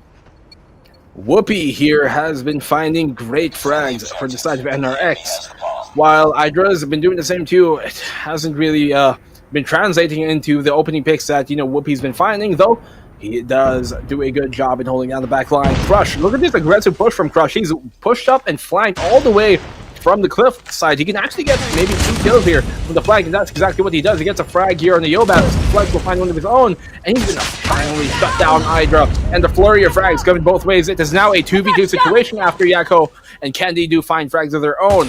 So, what can PDR do in this situation? They are on the attacking side, yes. You can see here, Kenshi is already down here inside control room number 2. He's able to find a great pick on the Whoopi! That's the opposing sniper removed, and they can finally make a play towards the site to go for a plant. I mean, they deserve it, man. PDR has been pushing so well thus far, but NRX has just been the better side, right? I mean, what I was saying earlier was PDR REBORN, even from the group stages for the national qualifiers, they always go in for the quick push. They always go in there for the quick plants. And it looks like NRX has read that so well, going in for the aggressive gameplay so early in the game, right? Not allowing PDR to do anything. And when you throw PDR off of their game so early, it just gives NRX that opportunity. Oh, but there comes the peak! Oh, and Ken. Yaku will go ahead to take Candy down. 3-2, ladies and gentlemen, boys and girls. And we still see PDR trying to play catch-up. Definitely so there, AJ. I mean, PDR not going to let this one go easy, even when NRX seemed like they had it in the bag. Though, we move now over to the second half of this Search and Destroy. Attacking side now is NRX on the blue, and on the red, PDR Reborn on the defensive side. You can see, look at this flag for PDR. They have 3 members who flagged all the way from the cliff side, and now they're in the spawn of NRX. This could potentially go haywire for NRX. We're going to see, while Ivan's able to find a frag on Flex. Oh no, I think Yako should have pushed that. He could have potentially found a double kill going his way. But a great positioning here by PDR Round to get the flank. Will they be the ones who will get trapped in behind, though? A great find by Crush, but he's about to go down, and he does. Oh, and the moment NRX kind of sniffs PDR's moves out, they turn around and wipe these boys out. PDR, I mean, it was a great plan. We saw exactly what they were thinking with the movements, but they weren't able to execute it as well as they wanted to. Because with Idra going in there for the first takedown, noticing some footsteps behind him, ladies and gentlemen, boys and girls, that was the start to the end of this round. NRX Jeremiah will go on to pick up another, unless Yobabs and Kenshi can just come up with some magic right now, buddy. Definitely true. While here in this 4v2 situation does look dire for the side of PDR, you know, I don't think the fact that they gambled towards that very hard, long flank around the cliff side is a mistake. It did not work for them, but I don't think it was a mistake.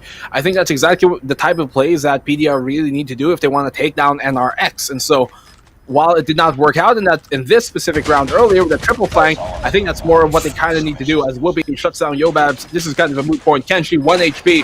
Nothing he can do in this situation. He's going to get triple peaked. Well, actually, quadruple peaked. That's going to be a round now for NRX. Only a single round away from match point. No, exactly right. And PDR, no matter how much they try, NRX just keeps showing them again and again and again as to why they are referred to as the kings of MSP. I mean, as far as a lot of Filipinos are concerned, at the very least, a quick push in here towards Bravo for NRX. PDR seems to be hanging back. They want to come in here for the slow play. But NRX, they don't pull off the same strats as PDR. You don't see those quick plants in there for themselves. They want to know what is the plan.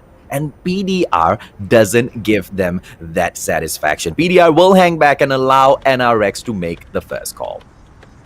That is true. You can see here, Crush will get the plant off. Watching his flank is Ken and Idra.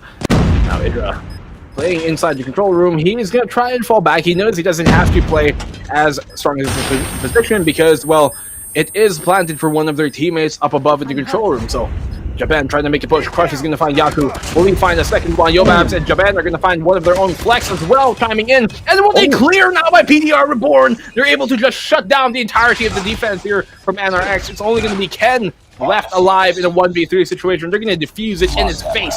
Not in position, it wasn't planted for him, and they knew they could stick it a round going to PDR Reborn. And that all of that was because PDR had the smarts to hang back and allow NRX to make that first move, right? Because they knew exactly what would happen. They believed in their ability to take over that bomb site after that plant. And within, I think, what that was 30 seconds, they went in there, they cleared house. And ladies and gentlemen, boys and girls, what we see is PDR hot on the heels of NRX Jeremiah. It's going to be a Bravo push yet again with just one player waiting for a flank. But PDR will not go in for any flank gameplay. They knew, I mean, they tried it once, Idra put them in their place. They're not going to try it the second time because the hanging back and going in there after the bomb gets planted, Nico, that seems to work better for them. Well, NRX do get the plant off here towards the bomb site B. And as Bravo is quite an open site, it's going to need a lot of utility for PDR Reborn to try and retake. That's exactly what they're going to have to do if they want to be able to bring this round back, and they don't want to give up match points, certainly, here to NRX. And so you can see PDR flex with a great flag. He's able to find a frag. Will he find a second? Yes, he will! A double kill now from Flex with a great flag by him. They're actually going to clear up the entirety of the defense here. It's only going to be Ken once again left alive in the 1v3 situation from the postman, and that is going to be a round going in the way of PDR Reborn off of the great flank from Flex to find the double kill inside control room. As soon as he found that was the kickoff that started, you know, the retake from his other team members for the side of PDR, and that's exactly what they're able to take the bomb site once again in the defusal in the postman situation.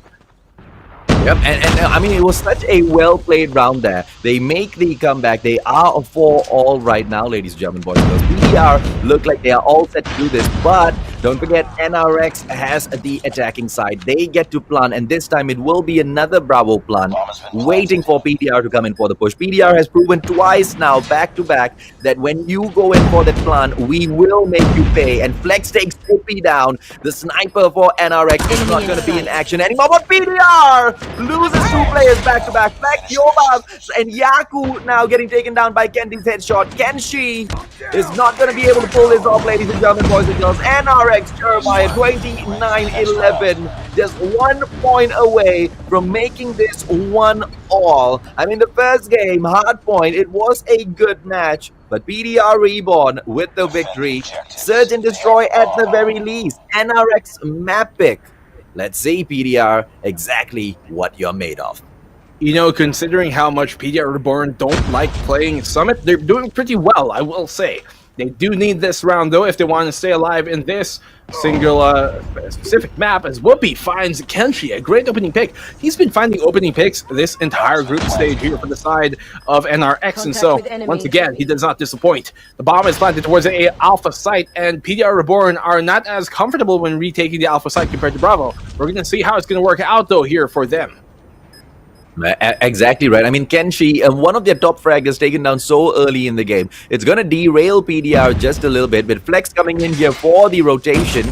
I mean, is his plan going to be able to do much? Not much, I can say, with Whoopi taking Yaku down as well, leaving 2 more players in the team, and Flex will be the solo player, and NRX Jeremiah 29-11, ladies and gentlemen, boys and girls, will be able to pull 1 game back, and it's right now 1-all, Nico. Yeah, as I said, you know, initially, before the series even started, we would have expected NRX to take round number 1, PDR to take round number 2, and then the third could go either way. This time, it was the exact opposite. PDR took map number 1, and coming here on Summit, it was their map pick, of course, for the side of NRX. They were able to take Summit. We know PDR are not, you know, super super confident rather in playing Summit. That's why they keep on banning that map, because they know that against NRX, this is NRX, one of their best maps for NRX. And in this case, we saw exactly that. You know, while there were a lot of good showings from the side of PDR, I like what I saw. I like that aggressive, you know, 3-man push flank from them towards the cliff side. While it did not work for them, I like the initiative coming there from PDR. You know, I like the initiative, and I hope to see more of that when it comes to domination when we go to our map number 3. Correct. I mean, we saw round after round. Yes, there were some repeats in those strategies, but only the strategies that worked were repeated. But none of the strategies that failed flat on its face were ever repeated again. And I mean, props to the manager of the squad for that. Now we're going to go into our third game.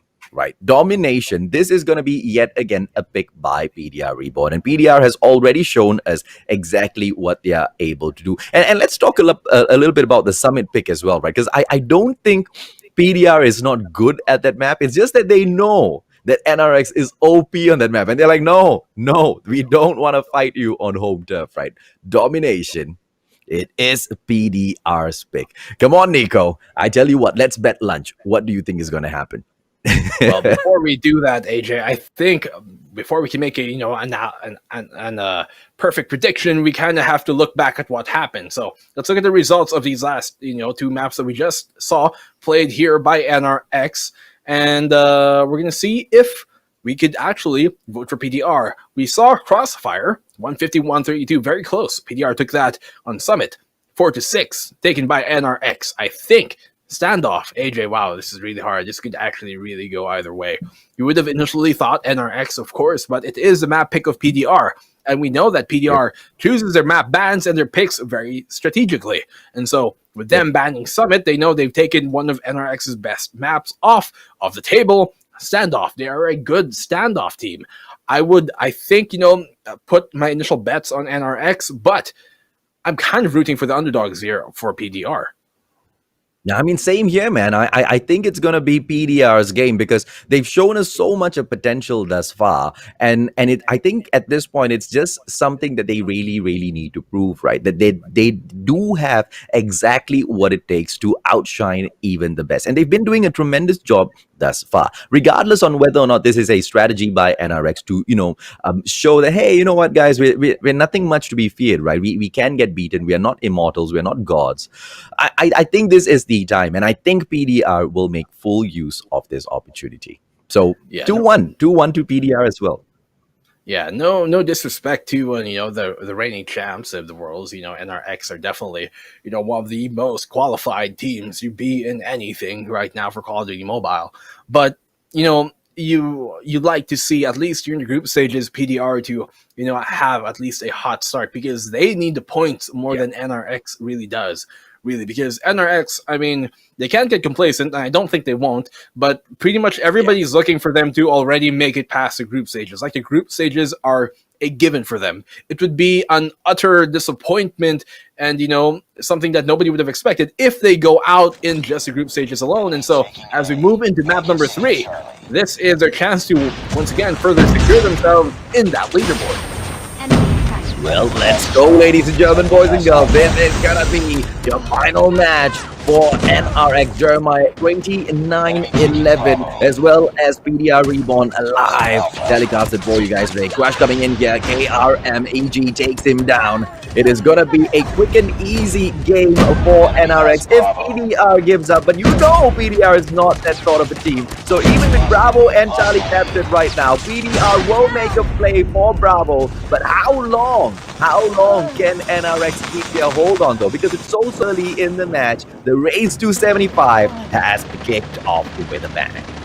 Well, they've taken early Bravo control, and that is very strong. It's so, you can see Bravo is super open, and so it's really hard to take. You can hold it from the alpha side even.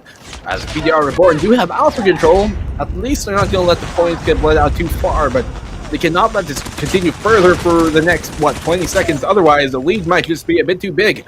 So NRX do have a good opening start here. For their side, though, PDR Reborn, you can see they're quite spread out. They do not have any single two players even near of each other, and so nobody to get trade frags, nobody to really group up with. Finally, now their spawn is going to be grouping them up rather And NRX Jeremiah are going to have to try and hold off this push that's about to come from PDR. Oh, and we saw the cheeky move by Kendi in there, who tried to take Alpha as well away for the full-on lockdown, but he got denied instead. Oh, Crush on the other hand, ladies and gentlemen, boys and girls, with a 3-piece, he's having fun a little bit. The players are falling back. They will make their push in here. 3 players coming into it. Bravo, will they be able to continuously conquer this and take over Alpha as well? NRX going in for the full-on lockdown, and they will get it. And RX Jeremiah 29-11. They are not playing catch-up this time. They want to show PDR REBORN that if they wanted to, they can shut operations down. Bit of a domination there by NRX, but finally taken back by PDR REBORN. They do take Charlie Point. Bravo is next on the list to hit, but they are not successful in doing so. You can see here Crush holding down the entirety of mid with his War Machine. On there towards the top, AG is going to find Idra. As he goes down, Crush will find Angel as well. In return, he's going to find a second with that War Machine, and that's going to put them up now here. NRX Jeremiah, about 40 points now over PDR REBORN. And so PDR REBORN are going to have to do something about this. For now, though, it seems like they are once again word spread out. They have to try and regroup. They are here towards the warehouse position, but the first half already taken by NRX. A strong start. The invited Filipino teams is, quite frankly, dominating the qualified Filipino team right now. No, absolutely right. There's a reason why these kings were invited and they didn't even need to go through the group stages, because they are qualified to compete at this level. And without them, it's not gonna be as exciting. Kenshi with a beautiful takedown on Whoopi, and they will continue to try to push in for Bravo. NRX Jeremiah 29-11. They want to shut this game out as soon as possible. Indra not able to shine as EG takes him down. Crush coming in here, but the Thermite will get him anyway. Alpha Charlie belongs to PDR REBORN. One Bravo, NRX, you can have it, they say.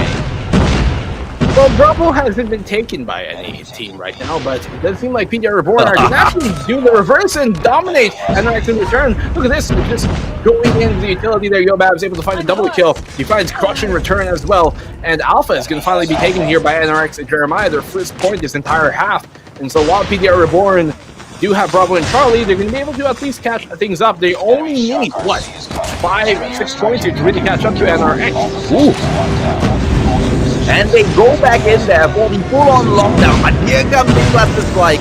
Thanks to all of the kills they collected in the first half, ladies and gentlemen, boys and girls. It is NRX Jeremiah who's going to be able to let it rip.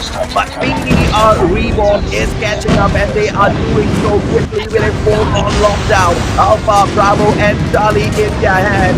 And NRX isn't able to do much just yet.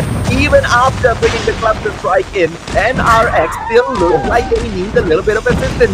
One more point, and PDR will be able to take the lead, Nico. And that's exactly what they do. The sirens are ringing out once again. It seems like NRX are not going to let this pass easily, but PDR REBORN do have the lead in their favor. They do have the good positioning as well. You can see them. Look at the minimap right now. They are in perfect position to contest all of these sites right now. While Charlie is going to be initially trying to be taken here by NRX Jeremiah, Alpha as well is going to be trying to be led out. Great usage here by Kenshi to find those two opening frags. And NRX Jeremiah seem to be lost. PDR REBORN is starting to run away with it. NRX cannot let this lead get too much, or otherwise they have to run the entire map. Oh, and they can't even capture Charlie. What in the world is going on to NRX? PDR REBORN is showing us a different side. Finally, Charlie will be going to NRX, but has enough been done? Has PDR REBORN done enough, ladies and gentlemen, boys and girls? Crush coming in here. Bravo will be the next attempt for NRX, and it looks like they will not go in for it. They go in for an Alpha push instead. Why? Because the cluster strike is already there.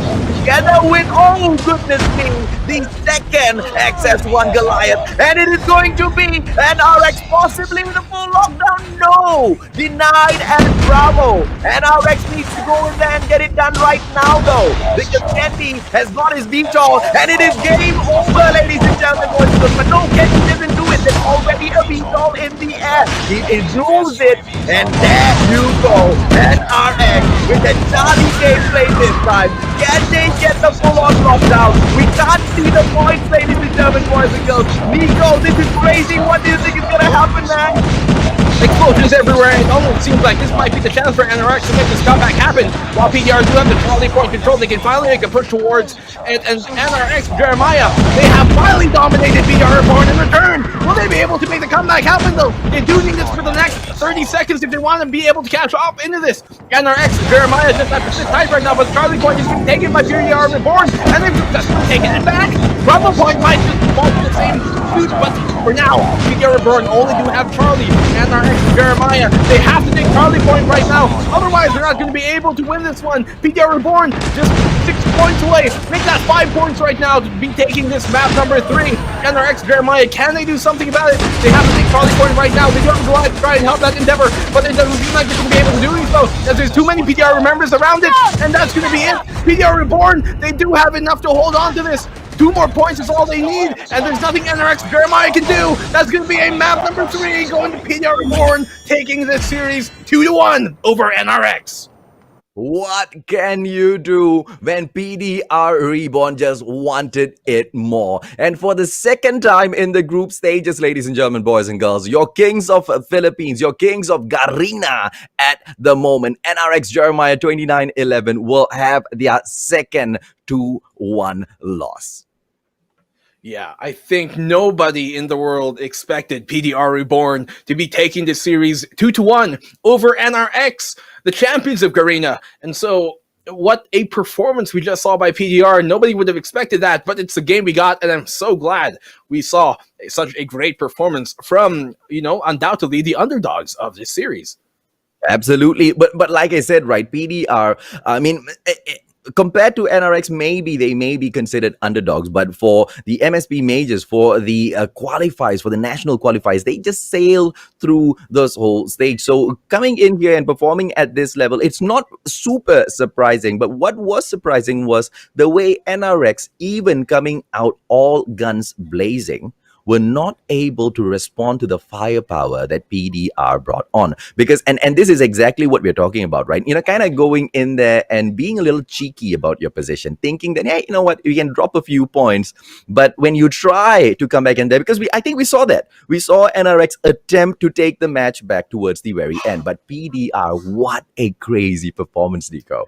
Yeah, I mean, NRX, towards the end of it, they had a VTOL. They had 2 Goliaths. They had a 3rd Goliath actually come up to follow up. 2 and VTOLs. Still, yeah, two VTOLs even. But, to PDR's credit, they didn't let those VTOLs really, hold them back too much. They knew that if they waited inside the warehouse, that VTOL can't touch them. And they can also contest Charlie from inside the warehouse. And that's exactly what they did. It's a great play by PDR to hold on to that final round. Because they knew if they gave up Charlie, there is no way they're going to be able to take any other point with those VTOLs up, with those Goliaths up. And so they knew that, okay, we have to make a play for Charlie. Once they did, they held on to it very valiantly, stayed true to the ground, like Polish warriors would have back in the day, a Spartan would have, not giving up an inch at all, and just held tight, bunkered down. And that's exactly what won them the 2-1 series over NRX.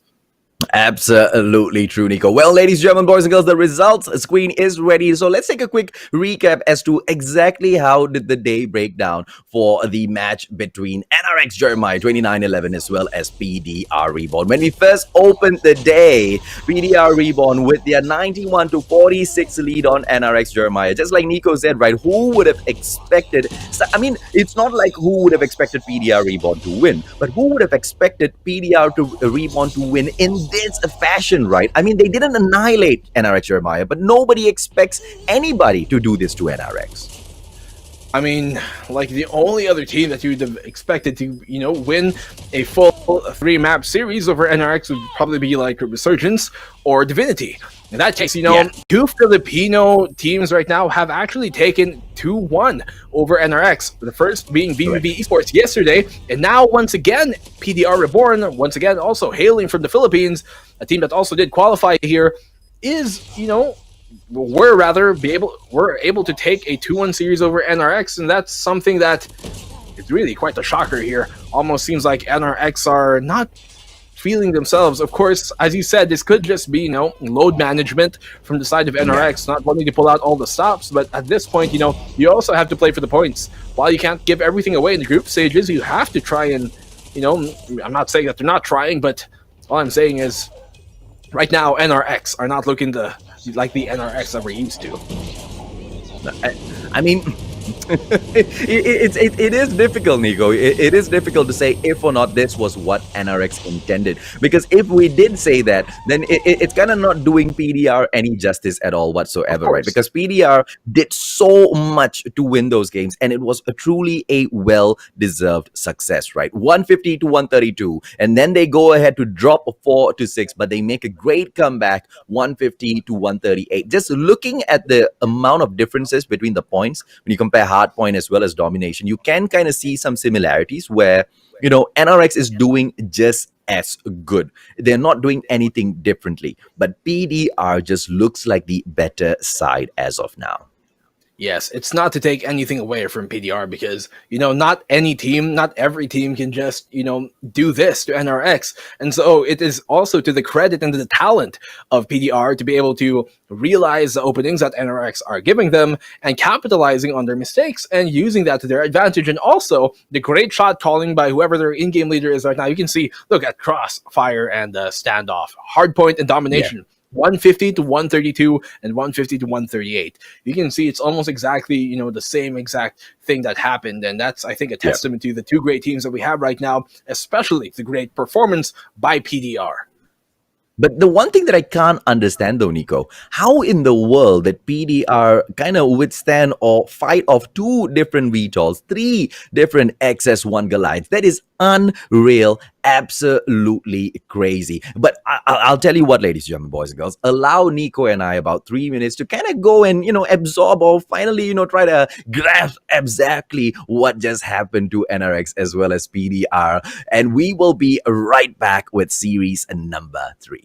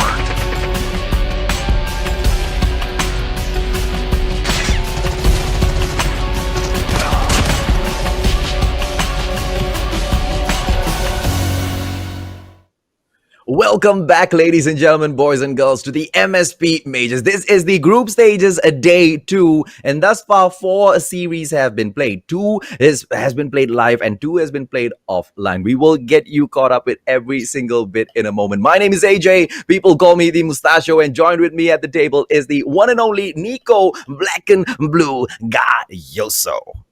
What is up, my good sir? And to all you friendly ladies and gentlemen at home in the chat, we just saw PR Reborn take a 2-1 map series over NRX Jeremiah. Potentially the favored team to take this entire tournament home, the MSP Major. But PDR Reborn did show something great, and I'm hoping to see more of that when we do move on to the other group stage days. But for now, we're going to be moving into our third best of 3, well, not best of 3, but 3 map series rather, of the day. That is going to be KLASIKO Rampage versus VVV Conquerors, and that is a game to be also excited of. We're going to have KLASIKO from Malaysia, the qualifying team, and VVV Conquerors, the wild card. We saw the game right before, the first game rather of today, that was VVV ESPORTS. This is the other team from the VVV clan, VVV Conquerors.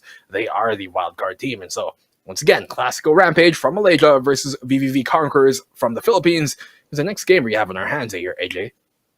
Absolutely. Well, before we move on to the discussion of the next game, though, let's get you caught up with a little bit of spicy information. DIVINITY UPRISING has actually beaten Triple V Esports 2-1. So exactly what Triple V Esports did to NRX Jeremiah yesterday after our live session, DIVINITY has done onto them offline. And now we are going to be seeing as what Nico has briefed you guys, it's going to be KLASIKO Rampage, Triple V Conquerors stepping in here, right? The ban as well as map picks are ready. So let's check out exactly what is going to go down. What is going to go down, ladies and gentlemen, boys and girls, is a domination or the lead in here, let's say, by a Triple V, because they've won the coin toss, and KLASIKO Rampage would ban Crossfire. Summit has been banned by Triple V. Hardpoint, your game number 1 is going to be played on none other than Crash. And then later on, as we move into Search and Destroy, Nico, you tell us exactly what happened, buddy.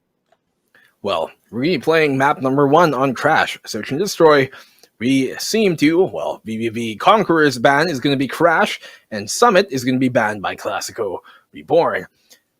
AJ, would you happen to know any story behind why, we're going to be playing on Firing Range map number 2, why KLASIKO has 2 logos on their side, considering they are your hometown heroes? It's a combination between the KLASIKO clan as well as a Rampage, who used to be quite big in the scene. So they combined together, and there you go, KLASIKO Rampage they are known as. At the moment, they're kind of in the second seat, right there behind Resurgence in the Malaysian scene. So hopefully they can, step up today and raise the Malaysian flag up high. Yeah, for VVV Conquerors, they are kind of like the second team of, the VVV clan. VVV have, historically had a bunch of clans. They've had Ignis, they have Conquerors, they have VVV Esports, and they're all for Call of Duty Mobile. And so, they're different lineups, but they are all ranging from like the same generic clan, the VVV Vinividvici clan. As we see here, Summit is banned by them, and Meltdown banned by KLASIKO. We're going to be going into map number 3, Domination on Firing Range once again. Search and Destroy and Domination, map 2 and 3, will both be on Firing Range.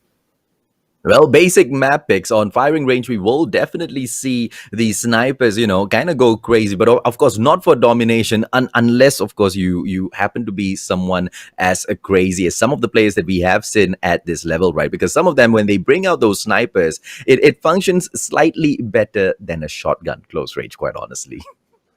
Yeah, some of these guys are just insane with, you'd expect like a sniper rifle for long range engagements, but these guys are just, make it work no matter what. Yeah. I mean, point blank, they still are so skilled. But of course, going into the game today, right? You've got KLASIKO Rampage looking at the Conquerors straight in the eyes.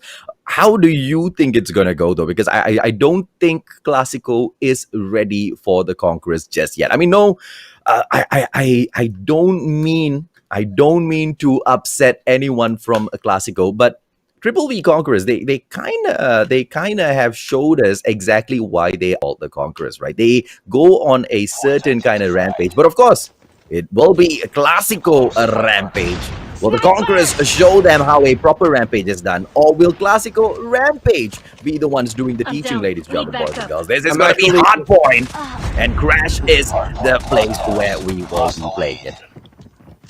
Sorry, but I'm actually quite interested to see like how this game is going to play out for Clasico Rampage, because previously, yesterday, the games that we did see them play was against Divinity, who are a very strong team, of course, one of the favorites to win, and the PDR Reborn, who just 2-1 NRX. So I'm interested to see how Clasico Rampage are going to go up against, you know, a team that's a bit more, you know, closer to where they are in the standings here, VVV Conquerors, and they seem to be doing quite well. An early start for them. They've taken 13 points to VVV Conquerors 2, and while VVV did have that point for just a second, they're going to be able to retrieve it back here on towards pillars, but on top of the tower, Saya has a very great position to try and deny that from happening.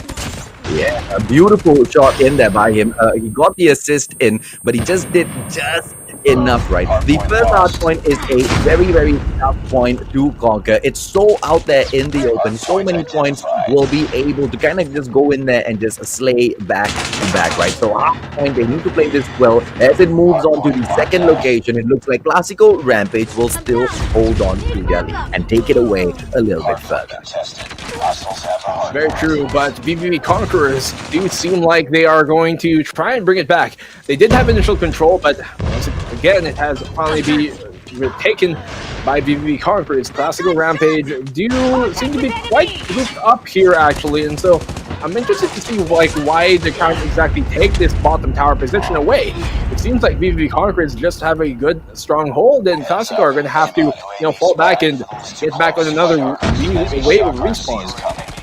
Well, Saya with the UAV destroyed needs to push in, but Tamayo will go in with that sniper action, ladies and gentlemen, boys and girls. It's Apple Z coming back in here for Clasico Rampage at the moment because they are trailing 28-45, and Apple Z will win it back, but just for 5 seconds though, because it looks like Triple V Conquerors have already started rotating over to the next hard one. Ken with the KRM action goes on a chase, and he gets exactly what he wants. The next hard point though, ladies and gentlemen, boys and girls, will belong to none other than Triple V.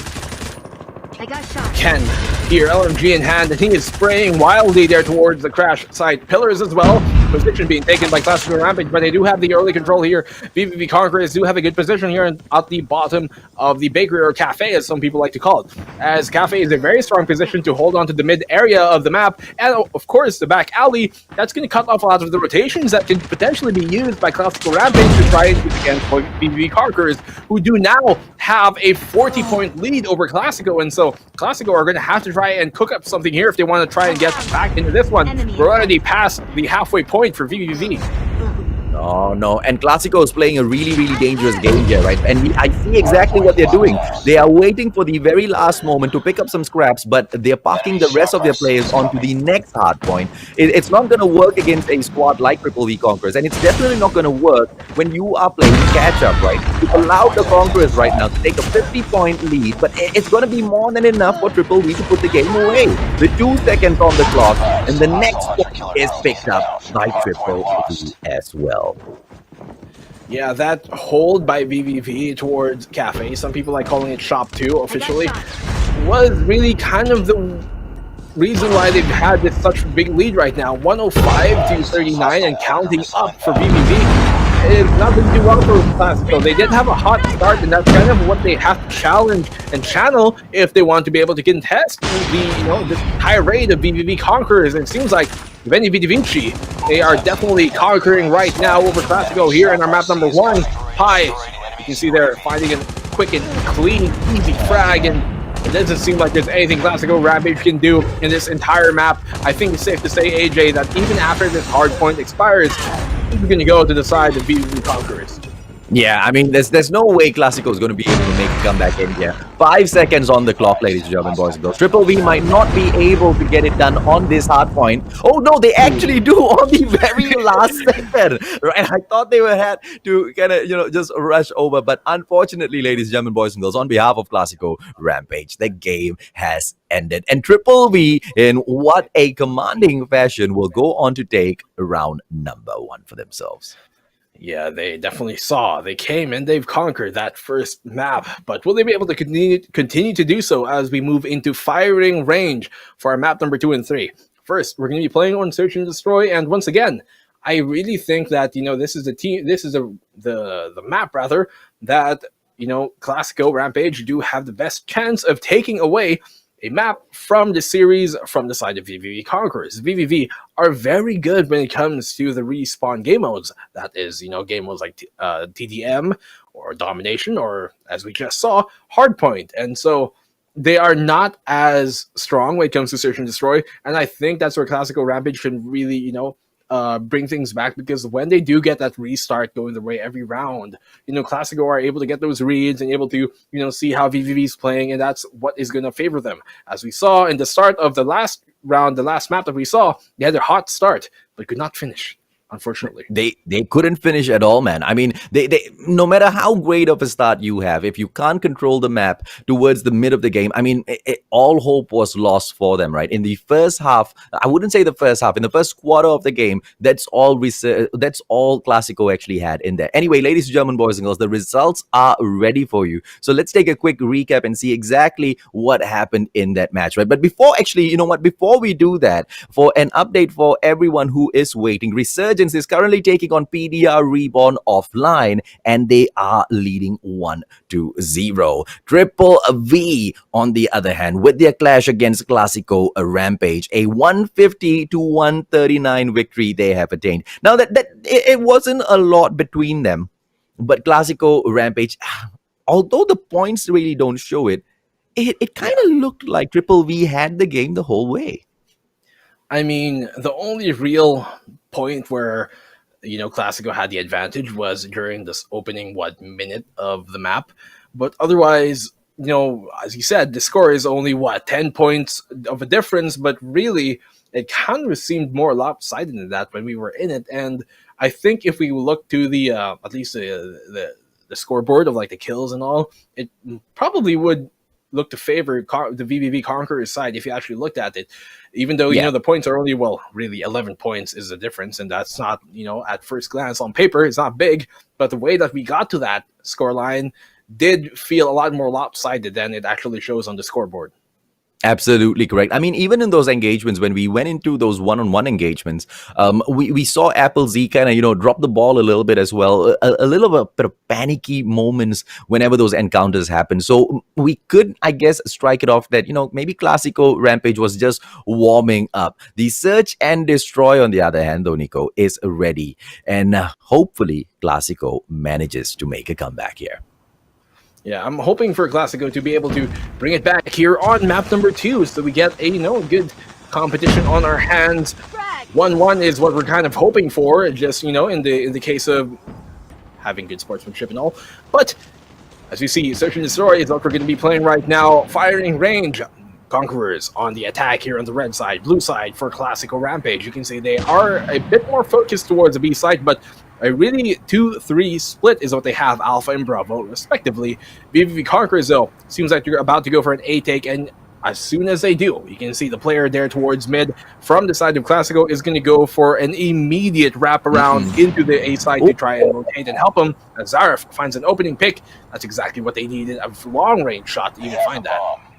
Yeah, and Zarif, the moment he goes in for that pick, a smart move, he backs away, he drops back for the time being, just in case he gets pushed. And it looks like Triple V, instead of going in for the push, they will push in for a B rotation. Hopefully, KLASIKO has managed to hold their ground. There you go. I think one player got a little excited, moved out of the way. Moi will take advantage of the situation by eliminating Alfari. And Triple V right now making a good call. They think there is going to be a backstab, and they will push through. But Ken gets eliminated from that situation, and it looks like it's going to be a 4-on-3 right now. With Moi coming back in here, they go in for the Alpha rotation, and it looks like KLASIKO Rampage is reading the mind of the Conquerors right now, because they move left and they get followed. They move right, they get followed. MIB, Moi, good night, goodbye. He makes it a 2-on-4. Great opening start here by KLASIKO Rampage. This is a stop that they needed. Tamayo, last one left alive. They know he is right inside here of trailer, and he's going to get found as he comes out. I really like the position of KLASIKO Rampage. You can see they have 2 players towards the B side, 2 players towards the A side. That's rather MIB and Zarif. And Apples is playing towards mid, and he can rotate to help out whichever side gets hit first. If they go towards A, which they did, then he helps out towards A. If they go towards B, then he can always rotate safely into B. And I really like that positioning here. While it did work out the first time, Par is going to finally shut it down as he finds Skilla. And that is an opening pick. Well, two going the way, actually, though, of KLASIKO. So this actually works out for them.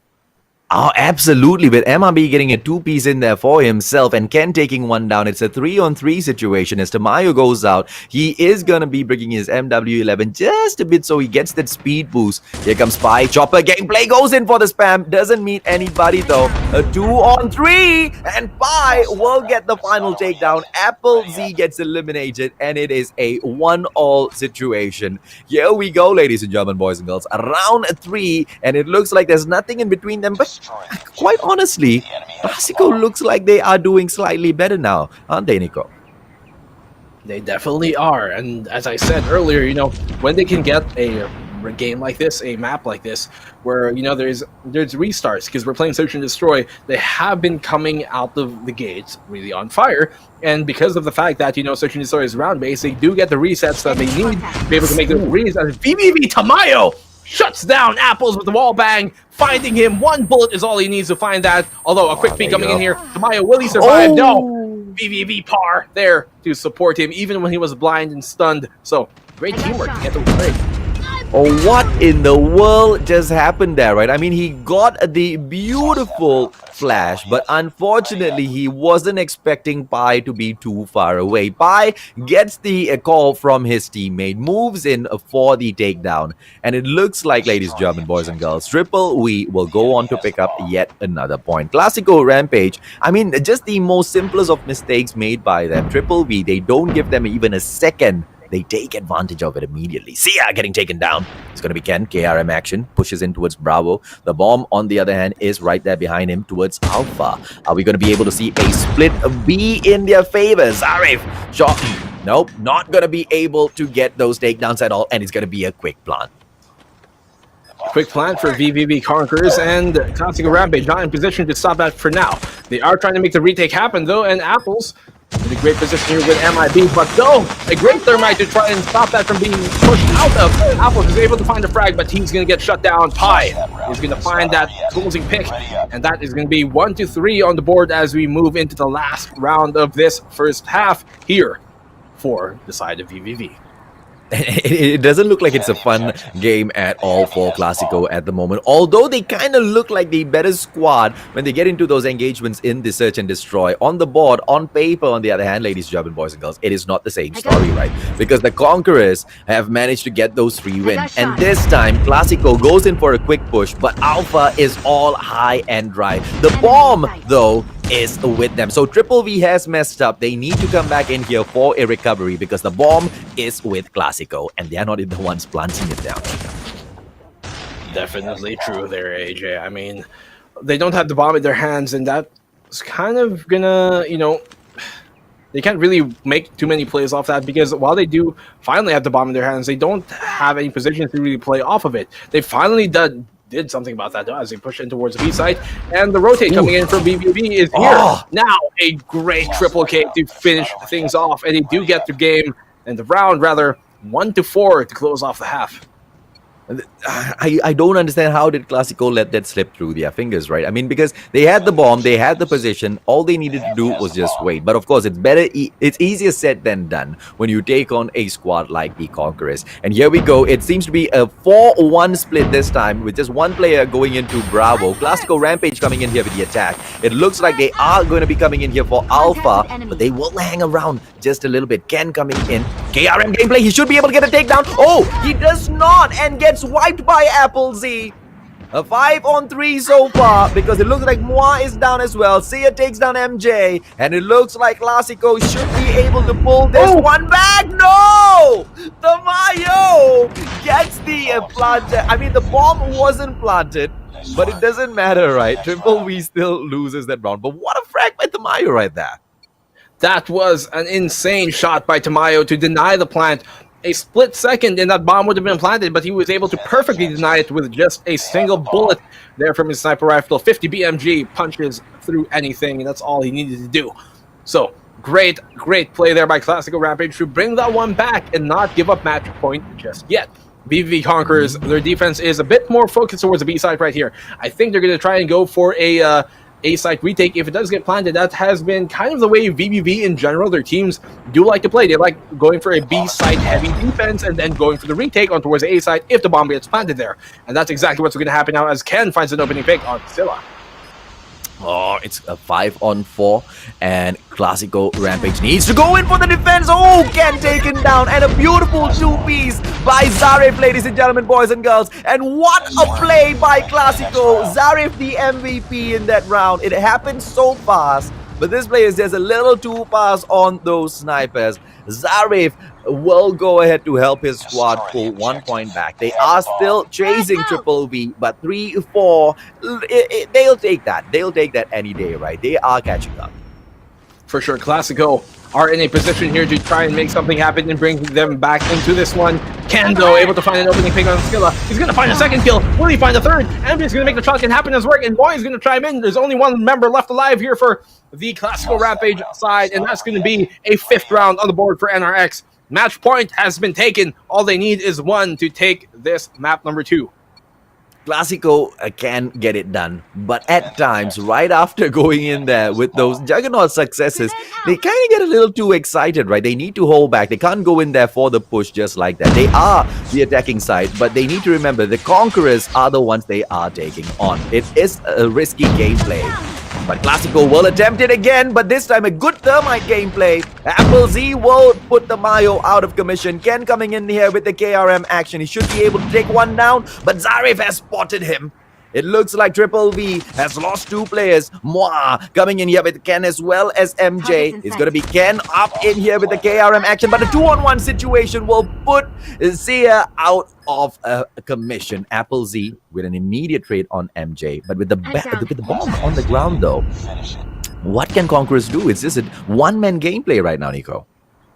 We see Ken trying to find a frag here towards Shower Room. He's able to find a double kill. Zarif and Apple go down. He's able to pick it right from the tree, and Apples, as he's removed, it's only going to be Ken left alive here. And so, will he be able to find a frag? Yes, he will. How far he goes down? MIP, the man in black. Will he be able to shut up right now? No, he won't. And Ken gets the 4K. What a clutch from VVV Ken. Bomb defused. What a play by Triple V Ken. What a clutch at the end, ladies and gentlemen, boys and girls. A 1-on-4 situation, and just when we thought KLASIKO can make a comeback. I mean, what a play, but oh, the Conquerors just showing us that when they want to end things, they end things. And I don't want to be KLASIKO right now, man. I mean, I think we all really thought that, Ken, he's in 1v4. What can he really do in this situation? You're going to have to go for a 4K clutch, and that is something that's, I think, did he get an ace on that one? Did he kill the player towards top wood? I'm not sure. But he was dancing around that position. But, just insurmountable, the odds were against him. And still, he came out on top, securing the round. It's not like they needed that round specifically. If they lost that round, then they still would have been in the game. KLASIKO would have went up 4-5. They would still have 1 round of a cushion. But still, he was just like, let's end it right here, right now. Let's move on to map number 3, which will be going into domination once again on firing range.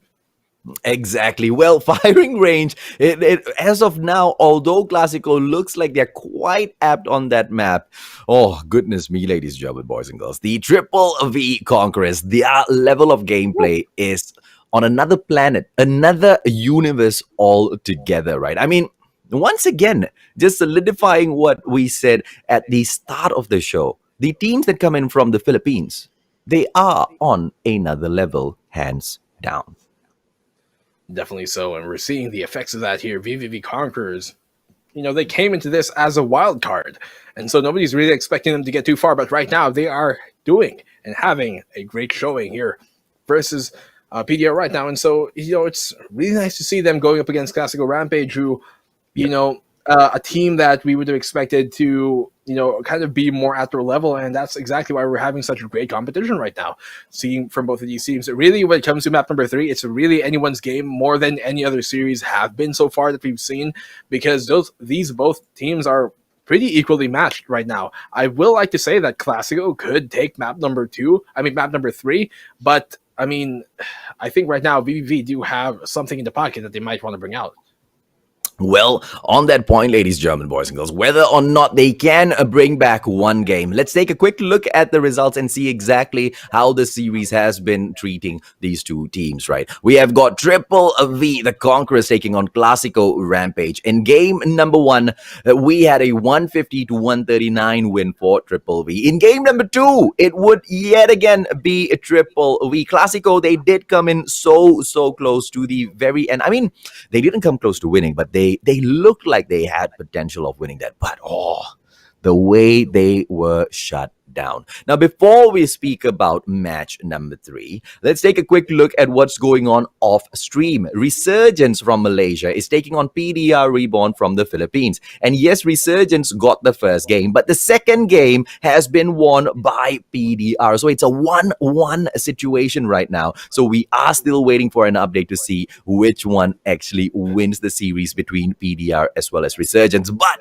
as far as Triple V, the Conquerors, and KLASIKO Rampage is concerned, I mean, based on what I've seen today, I'll make the call first, Nico. I don't think KLASIKO can stand up against the Conquerors. The Conquerors are just way too good, at least for today. What do you think?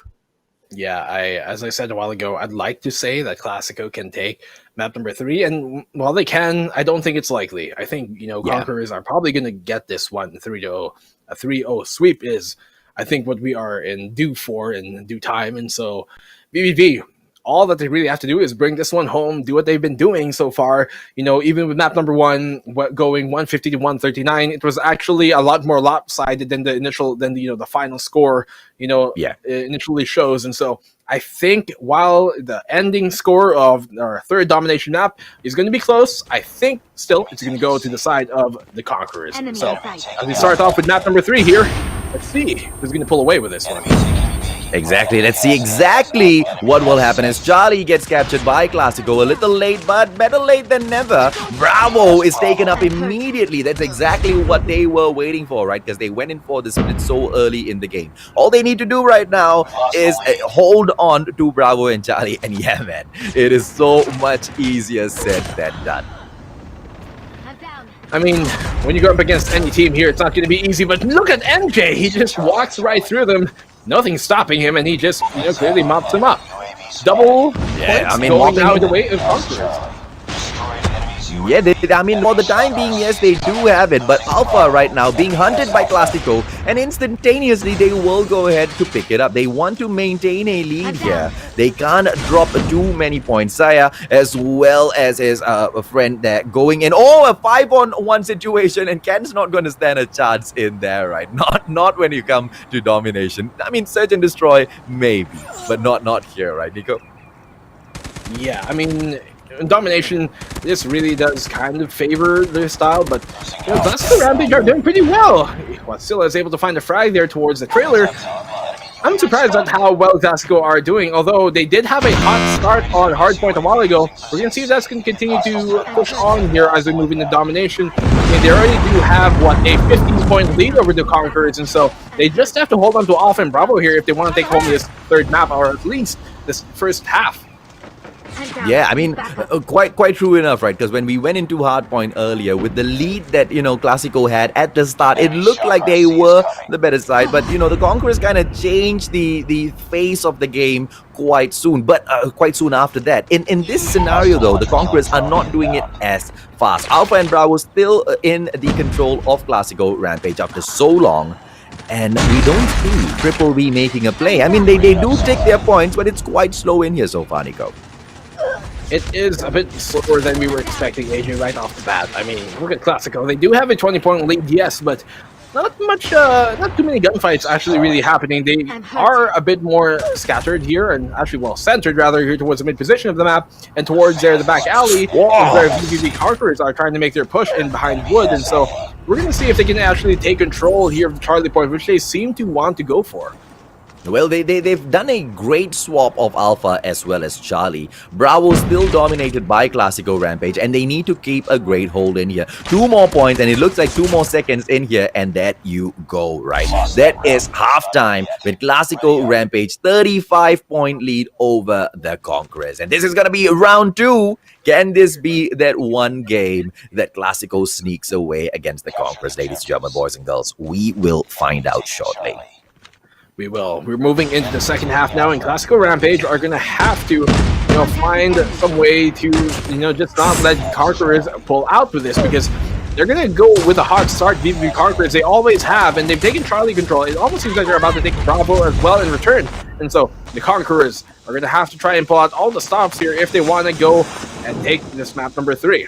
They do have the utility to support that, but it seems like for now it's going to be Andy for the side of KLASIKO who's going to be trying to make the hole here towards the mid-site.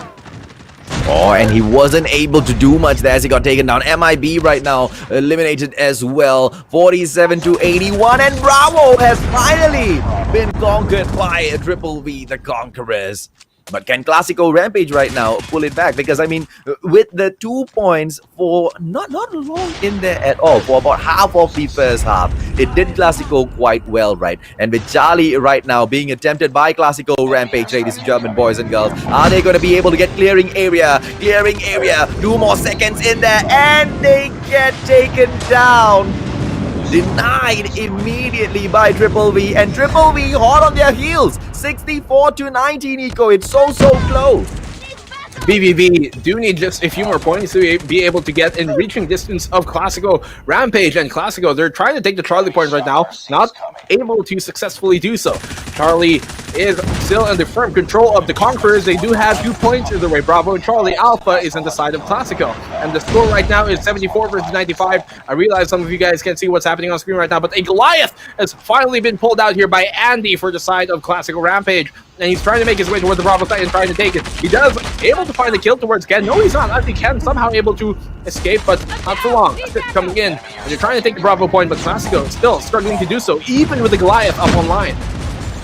Oh, Triple V, they bring in, the cluster strike. And what a takedown on the XS1 Goliath, ladies and gentlemen, boys and girls. MJ coming back in here. KRM gameplay, 1 play in front of him, but Alfari will put MJ away before he can do anything. Charlie, clearing area has not been picked up just yet. I mean, we want Branch Road at the very least to switch hands, because Triple V, the Conquerors, are catching up. Clearing area, so close. Will KLASIKO be able to do it? Ladies and gentlemen, boys and girls, here is the push, but more comes in. But by the time he goes in there for the clearance, his teammates have already done it, because Triple V, who only have 6 more points from the players they are changing. VVV have successfully, made this comeback happen. The score is right now 109-112. VVV conquered KLASIKO. They're only 3 points away from catching up here, the Conquerors, and so they actually might get dominated in return, though. It seems like KLASIKO have taken Alpha, Bravo, and Charlie. Alpha is slowly being taken now by VVV Conquerors, and they've finally successfully done so. And now as they're pushing out from the wood position into mid, they can actually try and make it stand here towards Bravo, but there's too many defenders for the side of KLASIKO to let this happen, and so they're just going to get shut down as they try and push towards Bravo. So KLASIKO do still have 2 points to their way. Bravo and Charlie, Alpha going in the side of the Conquerors. Well, this will be the final push, ladies and gentlemen, boys and girls. Bravo and Charlie captured by KLASIKO Rampage. Clearing area, just being sniffed out by the Conquerors. Will the Hounds be able to catch it? I think they most definitely will be able to do so. MIB has got a veto on toe. Is he going to be able to bring it in? He needs to, though. So close to getting taken down and gets backstabbed. 139 on the board. 140 right now for KLASIKO Rampage. 9 more points. And MIB finally brings his veto through. Are we going to be able to see KLASIKO Rampage get their first win with a full-on lockdown? But it just lasts there for a few seconds as clearing area goes right back to the Conquerors. But that's it, ladies and gentlemen, boys and girls. The referee has already called the match. It is a win for KLASIKO Rampage. 150-125. The boys from Malaysia finally get it done. The white flag has been raised, and finally KLASIKO do get a map going their way here. 2-1 is the series score, with the Conquerors taking 2 maps, but the last map, once again on firing range, being taken there by the side of KLASIKO. And so to the Rampage boys, I think, even if they weren't able to take 2 maps into this, they still do get 1 point for that map win. And that's going to help their cause out, as we are still here in the group stages. Day number 2, ladies and gentlemen. We still have more days of group stages to come on and in. So, AJ, I think, with that performance that we just saw from the side of the Conquerors and also from the side of Rampage, even with the scores being very close, I still think I would like to say that, the Conquerors are a bit of, right now, a notch above how the Rampage has been playing here. So, I mean, I while think Rampage, you're too kind. They are many notches above Rampage at the moment. KLASIKO Rampage, I mean, I've seen KLASIKO play at their best. This is not their best just yet. Are they playing the whole strategy of, managing those points, dropping a little bit? I don't think so. I think the boys are just having a rough start in the group stages thus far. Because, I mean, we are in day 2 thus far. They've gone through 3 series. The maximum number of points they've picked up thus far is about 2 points, right? 1 from yesterday, 1 from today. They have got another series coming up, but that's, I think, towards the end. That's the final series, and that'll be played offline. They will go ahead to take on Impunity, though. So, I mean, I'm sorry, Impunity, but it looks like KLASIKO could pick off some easy points from Impunity, but I don't think OAS, Burger B, and Sky, they will be, looking forward to that happening, right? So, let's see what happens. I mean, I'm not, not to put any team down, or no offense to any other team right now, but I think, KLASIKO and Impunity are probably the 2 teams at the bottom of the leaderboard right now in terms of all these 8 teams right now at the MSP major. And so it's not, it's not necessarily of offense, but really just of reality that, the Conquerors are just kind of a notch above, right, where KLASIKO is right now. Of course, still credit to KLASIKO for taking a 3rd map against the side of the Conquerors, but still, they really need more points if they still want to get into, the top 4 of our tournament right now. Yeah, I mean, they need to go in there and get, they need to study not more of the other squads, but more of the way they play their own games itself, right? Because there were a few situations where we really thought, especially in Search and Destroy, that KLASIKO Rampage was, they looked like they were good enough to win it, but they did drop 6-3 at the end. They allowed Ken to rampage on them. KLASIKO Rampage, seeing a rampage right in front of their eyes, is 4-on-1, and yet they didn't get the takedown, right? Well, let's jump into the highlight, ladies and gentlemen, boys and girls, and take a quick look again at how this whole thing played out for series. I definitely agree with your point there, AJ, wherein, I think they have to look under their own shoe first when it comes to, what exactly has not been going right for them. While, it's nice to look at the analytics and see what your opponents have been doing, really the reason why they've been losing these maps is because, well, they give too many openings and holes that the opponents will obviously abuse and, punish them for. And I think that's really where they have to start, analyzing and looking like, how are we playing and what exactly are we doing wrong? And really, before they start looking at any other team, they have to look at themselves first. I'm sure they will do so. They are a very valiant team and very dedicated team here in our tournament, and I don't expect anything less from these guys. So KLASIKO Rampage here.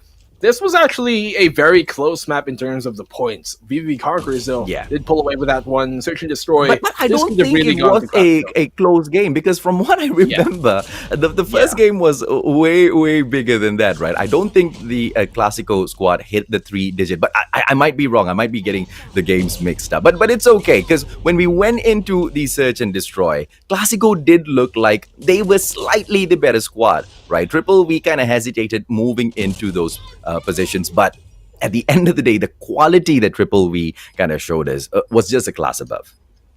Yeah, I mean, especially here, this hero play from Ken, finding 4 frags just to clutch it all out, not even do or die, but he still wanted to do. And that was, well, the end of it there. Great play by Ken, especially. That's going on the highlight reels for this tournament for sure. As you see here, moving into domination, KLASIKO, I think, really was their map to take, and they did that.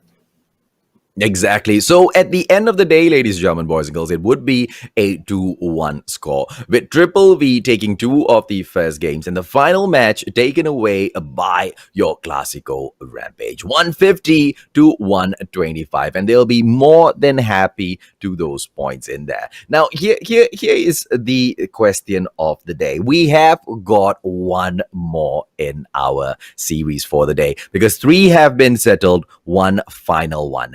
and Nico, my man. It is the game. It is the series that I have been waiting for. You have got Divinity Uprising taking on your champs from Malaysia, Resurgence. I don't know, man. I've watched these two squads go up against each other quite a number of times, and I still cannot take a pick whenever I see them playing.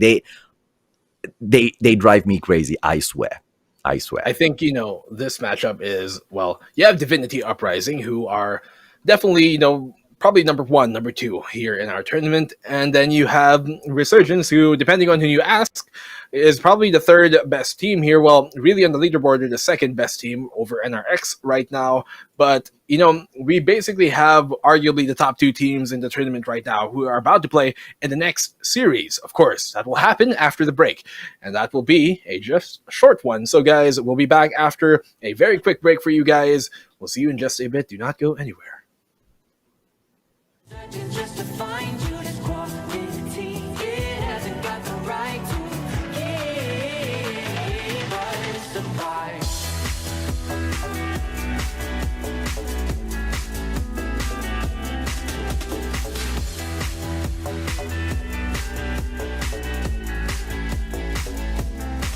You win, I win, now I feel empty, not beside you.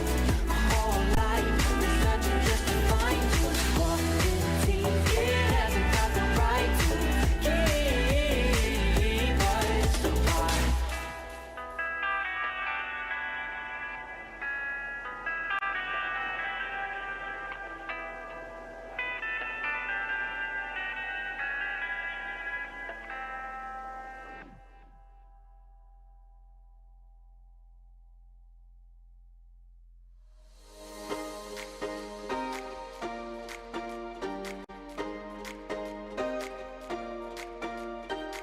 I recall the past again tonight. It's in the front of my mind. As I fall apart, you begin to cry. The tears are making you blind. The future's far away, but I will stay. I will stay. Just take a leap of faith. We'll find a way for you and me. Can't look back and run from what I feel inside. There's no more time to hide, because I feel again. I feel again. Oh, now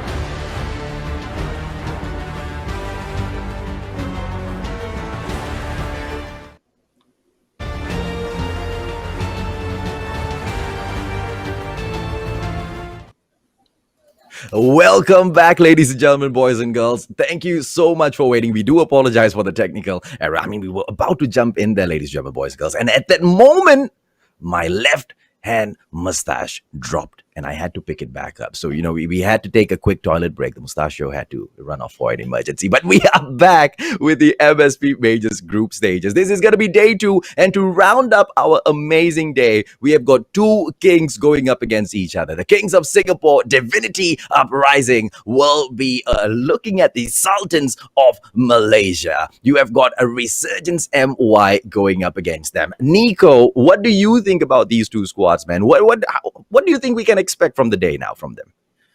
Well, this is our final 3-map series of the day. As you said, these are the 2 kings of 2 different kingdoms. They're both fighting the same war right now, and this is a battle for the ages here at the group stages. Day number 2 only, and yet we already have such an exciting match to look forward to. These 2 teams are 2 teams that we are kind of projecting to make it far into the tournament, at least to the semifinals. We're kind of expecting both of these teams to make it to the top 4 at the very least. And so this is kind of like a preview of what we might see later on during the playoff. I mean, rather during the final stages of this tournament, during the further stages when we come into the semifinals and all that. Hell, this might even be the 2 teams that will make it to the finals. And so this is a preview of that. So whoever, comes out on top here, that is going to be such a big sign as to what we might expect going further into the tournament.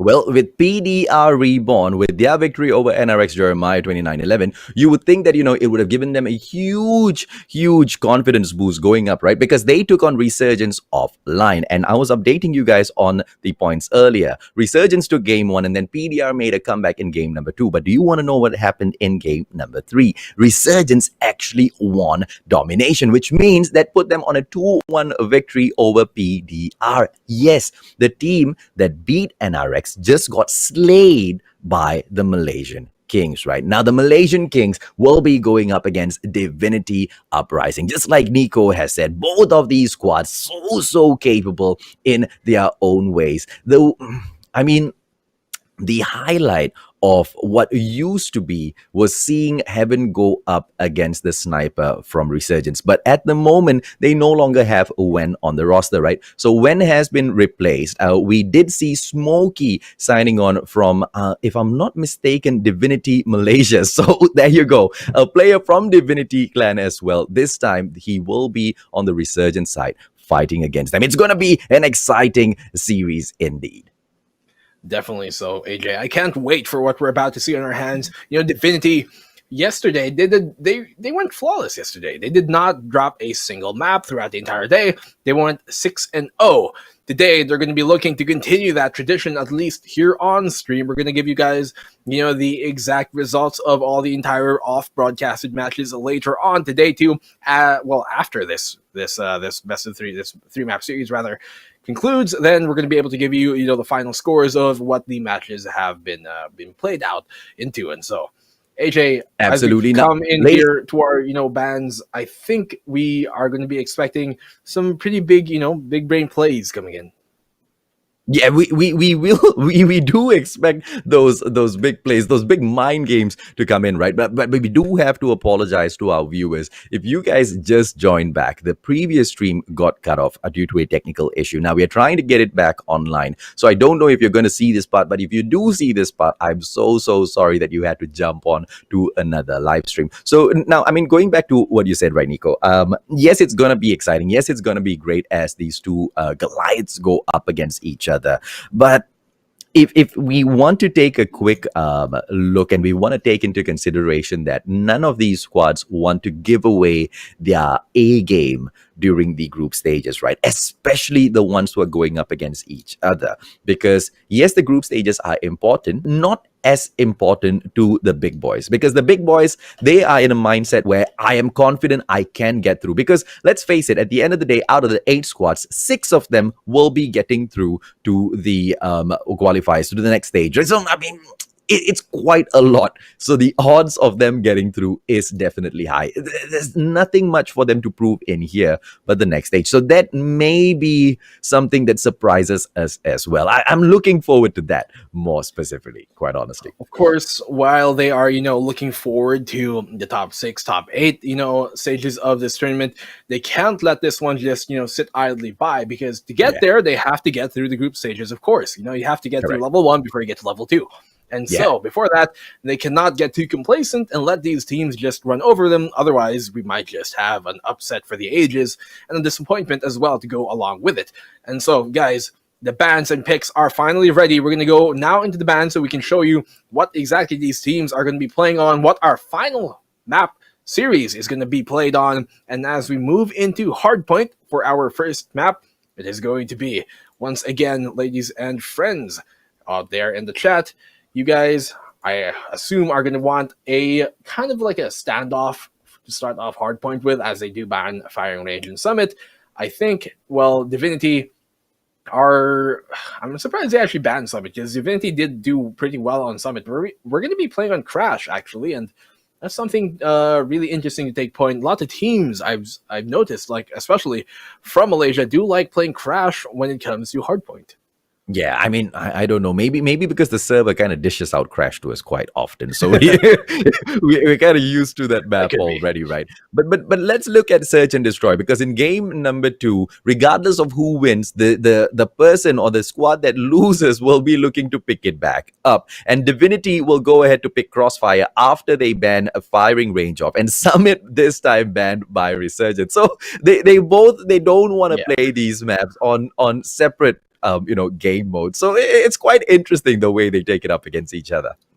Either of this team kind of seems like they don't want to play Summit right now. But there again, Divinity banned Summit, and it almost seems like, as they banned Crash, which was their initial pick on Hardpoint, I think the reason why they did that is because Resurgence are, they're quite ready to play a Crash. Well, game number 1, and as we go to Firing Range for map number 3, they don't want Divinity to be able to read what they do in Crash and then repel it when it comes to a map number 3. So they want to play an entirely new map altogether when we go into map number 3, and that's why they banned Crash first for domination. Well, there you go. So, 3 good picks on those maps. I don't really see the strategy behind the picks just yet, ladies and gentlemen, boys and girls. And quite honestly, can there be any strategies between these two squads, right? Because they're... Okay, what am I saying, ladies and gentlemen, boys and girls? Obviously, there is a strategy behind that, because they are so skilled. But unfortunately, regardless of how skilled you are, we always have some things that we like and some things that we don't like. So hopefully the calls on those map picks and those map bans were accurate for both squads. Yeah, I'm kind of expecting here. Okay, AJ, let's kind of like project what we already think and predict what's going to happen in this 3-map series. What are you looking to? 2-1 to whose favor, or a 3-0 sweep? What are we 3-0 sweep, Divinity Uprising. I'm sorry, man. I'll tell you why. Because if it was Resurgence against NRX Jeremiah 2911, I'll say, I'm sorry, NRX. It is going to be the Malaysians, right? But it's because I've seen this happen before. Divinity Uprising going up against Malaysia. Singapore happens just to be the better one. But when Malaysia takes on Philippines, Malaysia happens to be the better one. And when Philippines fights Singapore, what do you expect to happen there, right? They will lose to the Malaysians, but they get the win over Singapore. So it's a 3-way relationship between these 3 squads, which is just, it's frustrating, man. It kind of seems like it's almost rock, paper, scissors, right? As we go into it, and with your prediction of 3-0, it kind of doesn't seem too unlikely, considering Divinity have a great opening start here. Resurgence has been able to take the point back away from Divinity, but that, I don't believe that's going to be lasting too long now, as they finally cleared off the point here from the top of the big tower. It does seem like Divinity Uprising are gearing up for a take, and they do finally have the control back in their hands. Well, with the 23-8 lead thus far, they look like they are definitely the better squad, ladies and gentlemen, boys and girls. Divinity Uprising, and it is none other than Heaven with the 4 frags thus far, and he seems to be having a great day. Smokey comes in here, taken down real quick. Here comes Shut Up, and he will be looking in here for the hard point. Divinity Uprising, still the better squad. Resurgence haven't been able to run away from the 8-point mark just yet. I mean, they are already here at a pretty commanding 30-point lead over Resurgence. So Divinity Uprising doing pretty well so far. They do have firm control here. I like his position, although Smokey's able to find our fan. I think that was a good position for him to be playing initially. Incendio does go down to Derp, and he's able to find a second kill. Smokey trying to chime in with an assist of his own, and Resurgence to take the point in return. But Derp, oh my god, Smokey! he just plays up close with that shotgun and makes full work of the firepower it brings. I mean, quite honestly, Heaven deserved that shot right in the chest, right? He was dominating there a little bit too long. He was quite bullying the Resurgence players, and you know, that was the end of it. Smokey had to put an end to it, ladies and gentlemen, boys. 52-30, Resurgence look like they can catch back up. I mean, it's a fact, they can definitely do it. I mean, they need about halfway through 1 point, but Divinity Uprising, they are not going to be allowing them to do that, because the next hard point, the third hard point, has been picked up by none other than the Singaporeans. The Singaporeans are definitely seeming to conquer right now over Resurgence. Resurgence, will they have an uprising against Divinity is a question. That is what they need to try and bring it back here against the Singaporeans. And so the Malaysian squad right now kind of faltering in this engagement. Divinity Uprising do have control here of the bottom of the shop, and that is a very strong position for them to be holding here in the crash map. Shadab is going to try and do something about it, though. He's able to find the frag, to be able to continue to hold control here of the bottom of the shop. Hardpoint, Resurgence are too far away from even stopping this to happen. And you want to know what surprises me about Divinity Uprising, Nico? Is that even if these boys don't play together all the time, their synergy in the squad is just so amazing. Because you know the Singaporeans, right? Almost all of them have to go in there for their national service. Most of them are they go to work, they go to colleges, they have to study. They don't really have the time to sit down and play full time all the way through. But yet they are one of the best in the world at the moment. Divinity Uprising with the 93-49 lead on Resurgence, but it's Resurgence with the hard point this time. 40 points away, too easy. DVT better watch out. Enemy in sight. Well, Resurgence do finally have some points going their way, but once again, while the points aren't too far away from each other, I really do think that that can, confuse people and kind of, misalign people in thinking that the game is pretty close, because Divinity Uprising are actually more in control than they let on right now. It's only right now that Resurgence have actually, finally taken some points away, but I still do think firmly, like in the game itself and throughout the entire metagame, Divinity do have that advantage. They only just now don't have the proper spawns to be able to contest this hard point, but when it does flip back over, it's going to flip to exactly where Divinity are right now, which is the top spawn, and so that's going to help give them the control once again. You can see Divinity are already camping this because they know the hard point is about to switch and flip over to their side. Okay, so this is the decider, right? Can Divinity Uprising win the game? Because with this hard point, with a full-on lockdown, they get about 60 points, which is more than enough to put them over game number 1. So, and that is exactly why, just like you said, Nico, Resurgence was allowed to catch up. Resurgence was allowed to catch up with those points. Divinity Uprising planned this whole thing out. The only thing that can mess up their plans is if Resurgence pulls off a crazy attack. But it doesn't seem possible though, because look at the number of kills DVT has on their end. The score streaks galore will just rain upon the Malaysians if they do come in there to attempt. Ooh, what a great shot there with the Annihilator by Smokey. Smokes him out of return. And so Resurgence are going to have to try and make something here. They're actually doing a pretty valiant effort considering there is a Goliath inside the hard point right now. But still, it's going to be a very hard endeavor for them to do. Cluster strikes are going to be raining down on any pushes from the Resurgence side as the mortars come down. There's nothing they can really do and make the push happen. 147, and they're going to firmly get map number 1 in the pocket. Divinity Uprising take it 1-0. What a methodical victory for the Singaporeans. I mean, that was a game played to perfection, right? Because it's not like DVT took on an amateur squad. They took on the Resurgence Malaysia, right? The best squad from Malaysia. And they made it look so freaking easy. They gave away points. They just said, hey, you know what? You want the hard point? Go ahead. Take the whole thing. We don't even care. Because we're so confident that we're going to wrap the game up in the next point. Yeah, as I was saying throughout the game, earlier in the game when Resurgence did have that one hard point go their way very, very favorably, I was telling you guys that, the points might be really close right now. Resurgence might take the lead, but I'm telling you, Divinity do have control here. They are firmly in control of what is about to happen, and that's exactly what we saw. They let them take the point. They knew, okay, our spawns currently do not favor us, so let's go and wait for the next hard point where we can win it in just one full capture. 60 points is what we're going to get. 50 is all we need. And that's exactly what happens there, AJ. Perfect, beautiful play from arguably the best team in the tournament right now, Divinity. And your initial prediction of 3-0, I think that is starting to ring a lot more true right now. Yeah, I mean, it was a flawless victory. The way they controlled the map was unbelievable, right? But believe me when I say, Nico, the three-way, the love triangle between the MSP, right, between Malaysia, Singapore, as well as the Philippines, is a confusing one. Because the kind of a performance that we have seen Resurgence put up against NRX, the Philippines, in the past has been crazy, right? So don't let them fool you with their performance against DVT at the moment. So, because although I say it's a 3-0, we might just see them make a comeback in here. Now, the results are ready, ladies and gentlemen, boys and girls. Let's take a quick recap, and I'll also let you in on a little bit of something. Well, and there you go. You do have a point there too, AJ, just to quickly chime in, where it's kind of like a rock, paper, scissors type of, relationship between these three regions here at the MSP Major. And so you saw that crash, 100 to 150.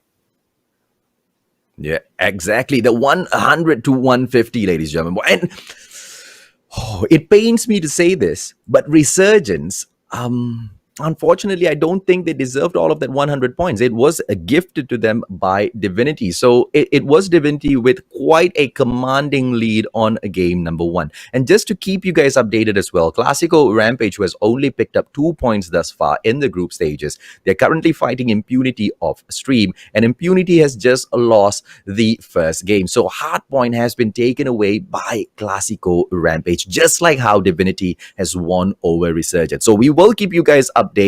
It's gonna be search and destroy in a bit, ladies and gentlemen, boys and girls, and this will be the opportunity for Resurgence to make their comeback. If they lose this as well, unfortunately, they have to eat a very bitter donut. Definitely so. I mean, the first map was Divinity's pick. Second map is Resurgence's map pick. And so, yeah, with that, I really think this is the chance for Resurgence to be able to take a map away from Divinity. Although I still do think Divinity are going to take the second map here as we come into Search and Destroy. It might just be the only chance that, Resurgence might have to take from Divinity a map. And correct. We saw that, when it comes to respawn game modes, Divinity are super comfortable and super, aggressive when it comes to what they have to hold, but at the same time also calculated when they know that they can just, pull back. You can have those points. We know that you can have them because when you do, afterwards, we're going to be firmly nothing changes. Yeah, nothing's going to, doesn't matter at the end of it. So exactly. Fire, Search and Destroy. But that's such a low blow, though, if you ask me, Nico. It kind of is. The arrogance is unbelievable, but they're just that good. Irfan J goes in to take Derp down first. That's the first blood, ladies. Oh! And an immediate comeback, Eds as well as Raven taking Incendio as well as Heaven down. It looks like it's going to be a 4-on-2 situation with Shut Up getting taken down by Smokey as well. It is not a good attack being set up by Divinity Uprising. Resurgence are well in control. It's a 4-on-1 situation. Irfan J, I tell you, buddy, give it up. It is a Resurgence's point. What a round from Resurgence. Okay, so typically, you'd see some teams, they potentially hold all towards the entire A side when they're in a defend, and then, be able to get a crossfire across the street towards the B side and deny the plant from there. Or some teams like playing a sniper inside Bakery to be able to try and get the wall bangs towards anybody planting towards the B site. And you can see they're doing that right now. In this case, there's 3 defenders for Resurgence towards Bakery. But that first round, they pushed up so aggressively that I don't think Divinity were necessarily expecting that coming out of the first round of the game. And so Smokey is able to find a frag here in the Shadap. And that is a good start here from Resurgence once again. Well, although it is a good start, can they keep it up? Because a 4-on-5, there you go, Incendio, just making things even a little bit by taking Raven down. A 4-on-4 push right now. Cord has got the bomb, but he's not going to make those mistakes. And Derp, as he takes Cord down, the bomb on the ground, ladies and gentlemen, boys and girls. It looks like Resurgence, just like Nico said, might just take this round. Incendio comes in, he picks the bomb back up, but how much can he get done? Resurgence has pushed so far up to Bravo, it doesn't look like Divinity is going to be able to plant this bomb. Yeah, Incendio, there's no way he can walk down out of that staircase without getting crossfired. And so he knows that he can't push the issue, and he has to try and find some other avenue of attack. I think in this case, they can go for an A-side take. They do have enough time to make it happen, and there's one defender on top, yes, of A-side, but if they do clear him out, then that is going to help their cause For now, though, Bravo's site is a bit too tight for them to really try and push into. And so I really think the objective here that they should be going for is the alpha site. If they can find a pick, and they do find Heaven, and Ranger will find another frag, Eds will go down before any executes happen towards any site. Resurgence, 2-0 right now over Divinity. Well, there you go, Resurgence. They want to put up a fight, and looks like they can definitely put up a fight. Now, remind me again, Nico, if I'm not mistaken, this was Divinity's map pick, right? This is... no, it was Resurgence's map pick. Divinity got the... Oh, no, let me correct myself. Yes, it is Divinity's map pick. Resurgence got the first map pick.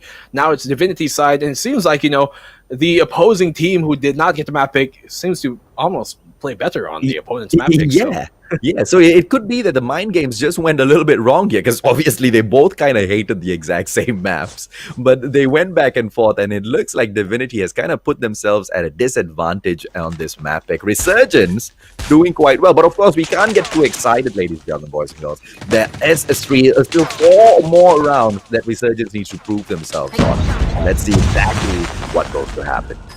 Of course, Divinity are also on the attacking side, and, Crossfire is a bit more defender-sided, so it's really quite difficult for them to try and make this actually happen on the attacking side. And Shadab is able to find Smokey. That's going to bring it out to a 4v3 situation. Shadab, he's trying to find another one. Will he? Up close, though, but the sniper rifle is all he needs. Even up close, as you said, it's like a mini shotgun. These guys don't care no matter what range they're engaging in, and that is finally a first round on the board for Divinity. And it was a very, very well played round, a point well deserved. And Nico, these shotguns are firing off, and it wasn't even a shotgun, man. These snipers firing off like shotguns. Absolutely crazy the way these guys played. Shut up going in for a push. He needs to be careful. Smokey right in front of him, but Smokey gets smoked instantaneously. He's going to be caught on the left, pushing in towards Eds. Eds might be in trouble unless he goes in on derp. Taken down, but Ranger will go in for the trade on Shut Up instantaneously, ladies and gentlemen, boys and girls. Heaven making a quick flank around the back is going to be caught right here at the bomb site. Bravo, is it going to be a quick plant? It looks like Divinity hasn't been able to go in for even one quick plant in this game, which is so surprising, right? But it's like you pointed out, Nico, it's more of a defensive map, so maybe that's why Resurgence kind of has the advantage here. So let's see exactly what happens when we go in for this switch in a bit. The thing is, AJ, Resurgence know that even though they're playing on the defensive side, they're not going to let that, just be the sole factor of why they were going to try and win.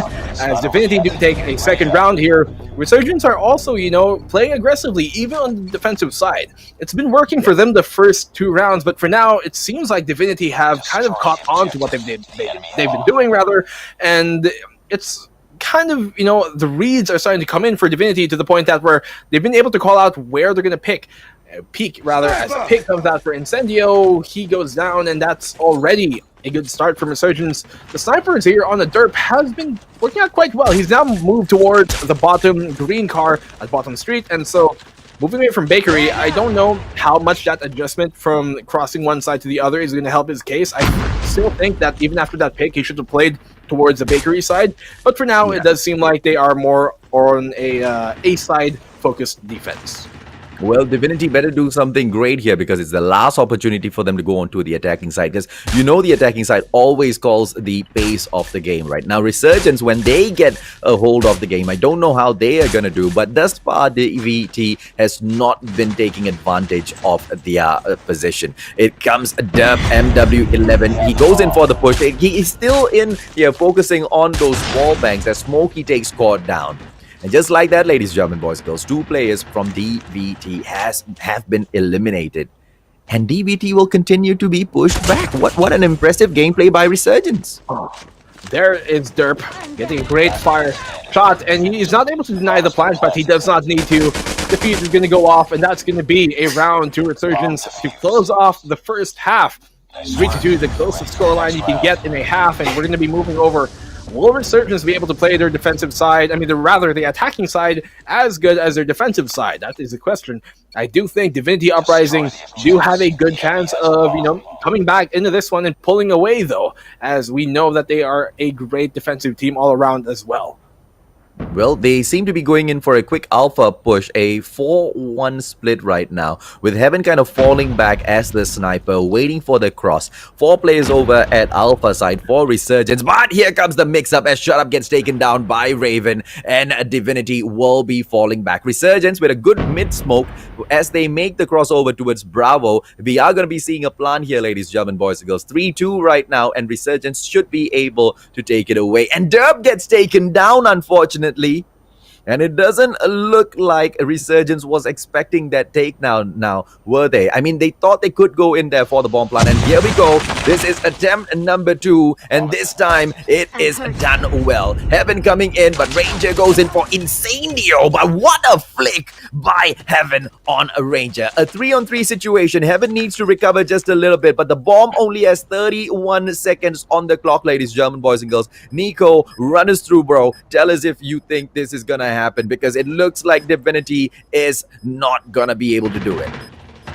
Well, I don't think they do have a good chance. Well, they're able to find Smokey, and that's exactly what they need. This is now suddenly a winnable situation. They do have 13 seconds left on the clock. They have to make the rework happen, but RSG are just going to shut them down. It's going to be the last one left alive. Heaven here. He initially had the good position to try and make this happen, but Ez is going to find him.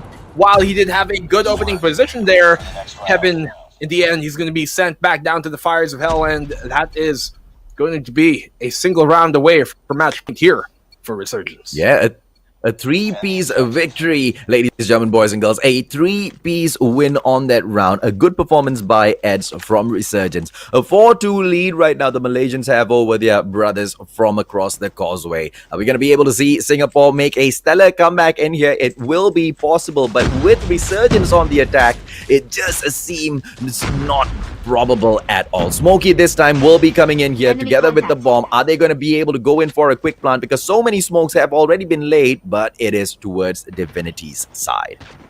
I don't know how soon Resurgence are going to catch on to this, but Divinity Uprising have so far 2 rounds in a row now did this exact same defensive setup that they did during the last round. And so the way they play it is 1 player towards B, he is playing towards Bakery. The 4 players towards A side, 1 Heaven, the sniper rifle, playing inside Ruin to cover Cord, who is going to be playing inside Bakery.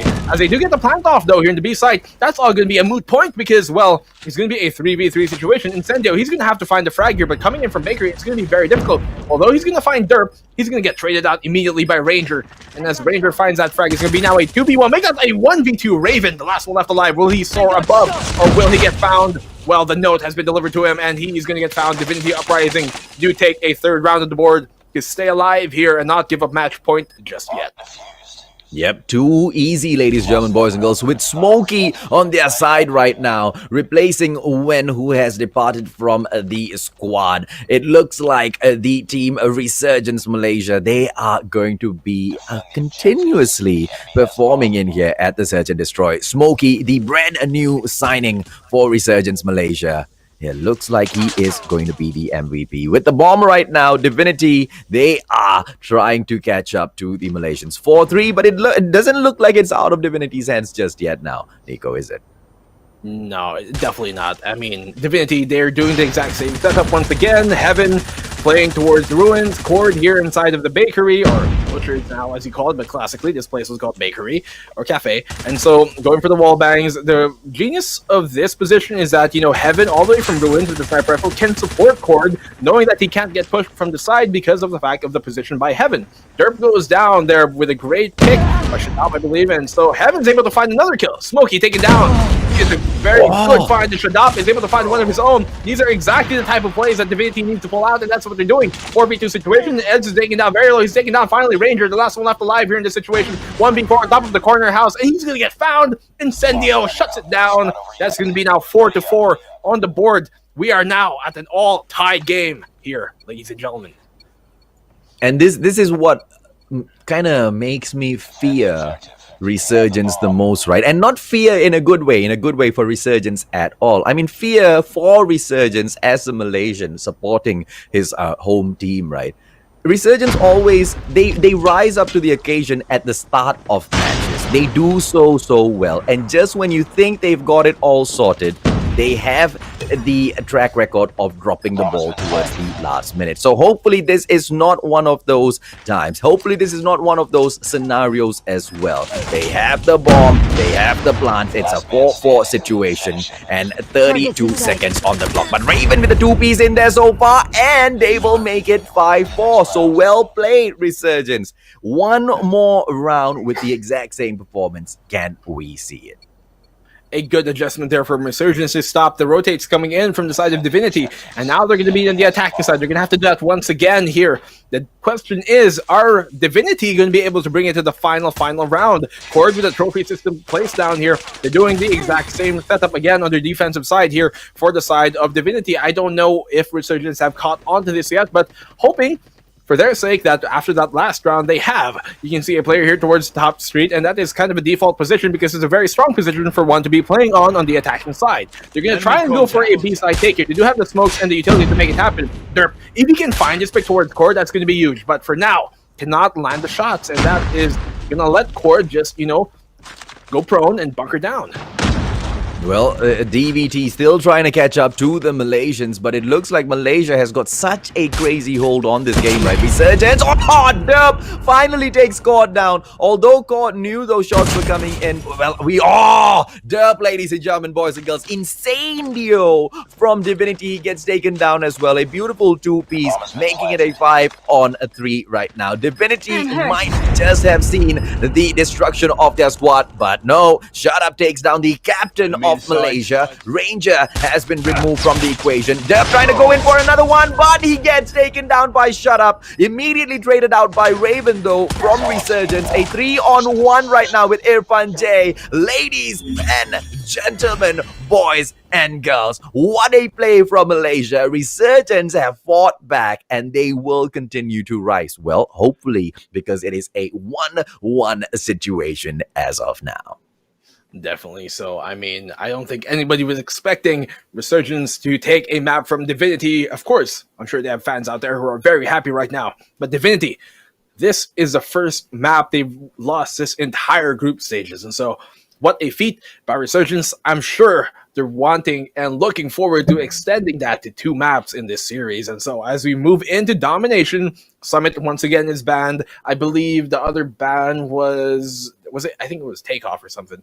But yeah, it is Summit and Crash all the way, man. These guys are crazy, right? Yeah. So, nobody wants to play Summit right now, it seems, from either of these teams. As we move into Domination, though, I think, Divinity might be able to bring it back. And as we said, before the map even started, Search and Destroy is the map for Resurgence to take a map away from Divinity, and that's exactly what they did. Hopefully, for their sake, they can do it once again to Divinity when we come into Domination, but I still think Domination is Divinity's game.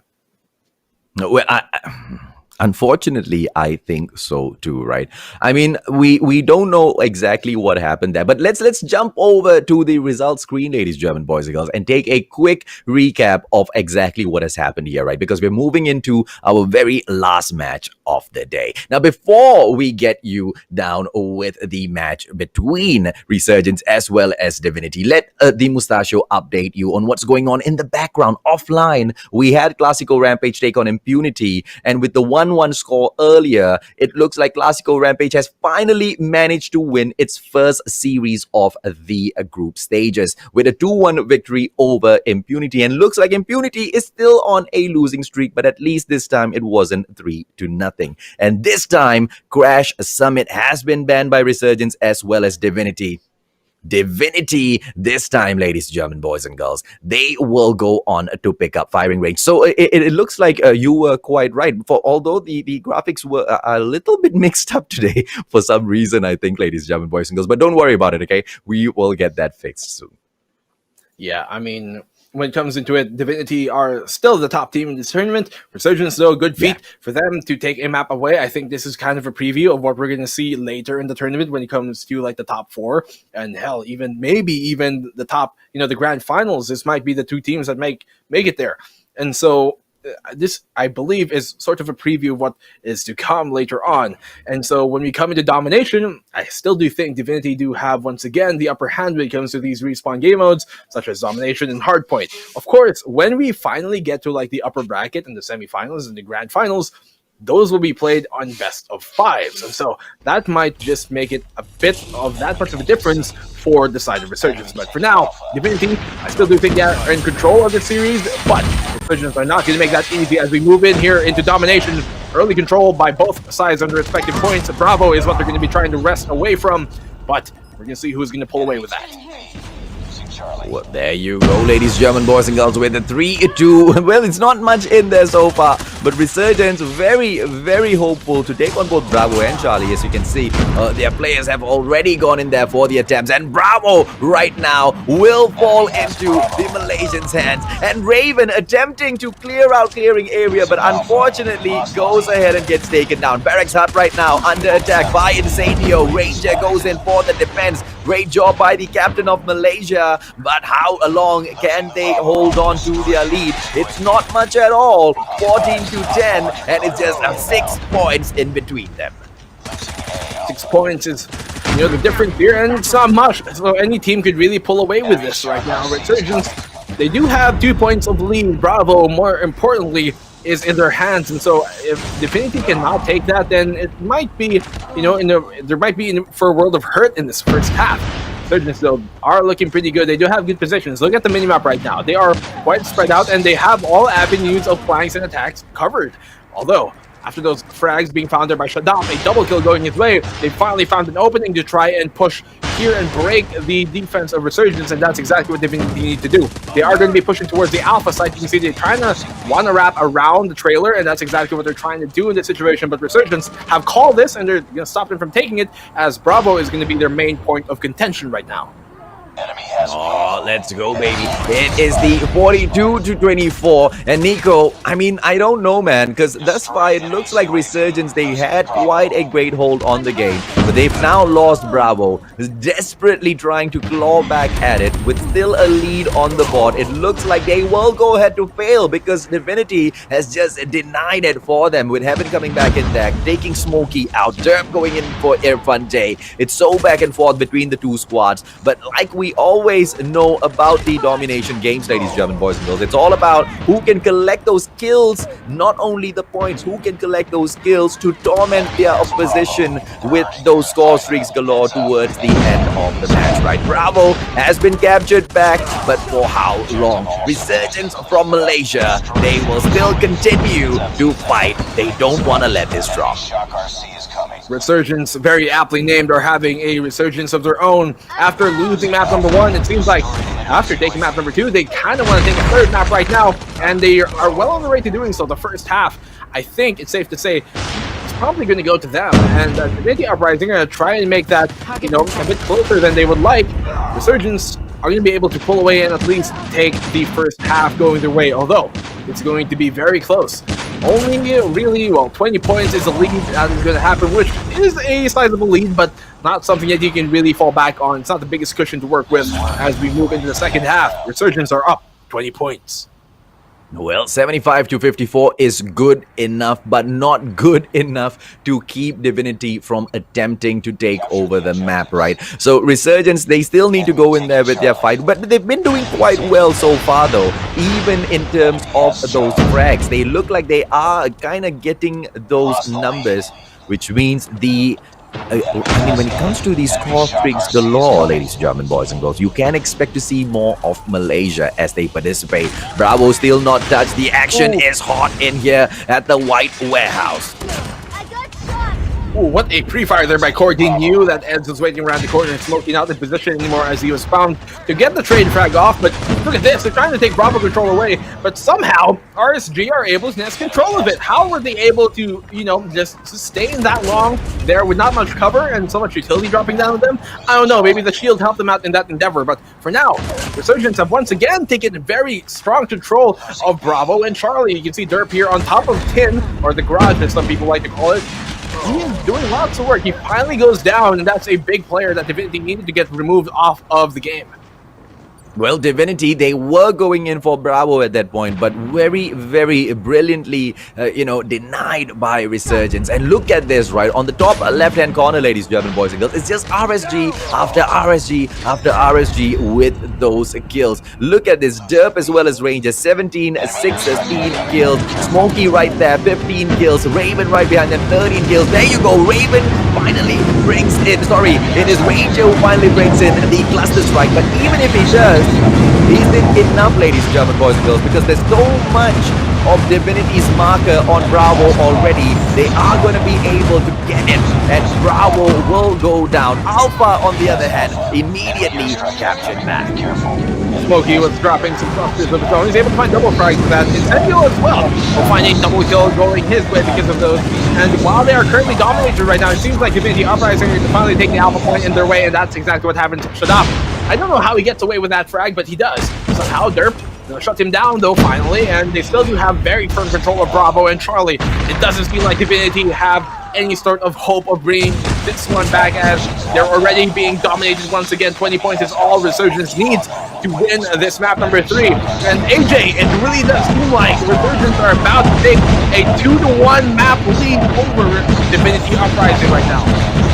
Oh, to beat the board leaders, right? To beat the group leaders with a full-on lockdown with 6 more points on the board. Ladies and gentlemen, boys and girls, Resurgence has finally risen. I mean, it is fear none, respect all. But when it comes to the games at Call of Duty Mobile, they will annihilate their opponents. What I personally expected to be a defeat for Resurgence, they have indeed risen up to the occasion. It wasn't Divinity that was doing any rising up this time, Nico. It was Malaysia all the way. A 2-1 victory, very, very well deserved.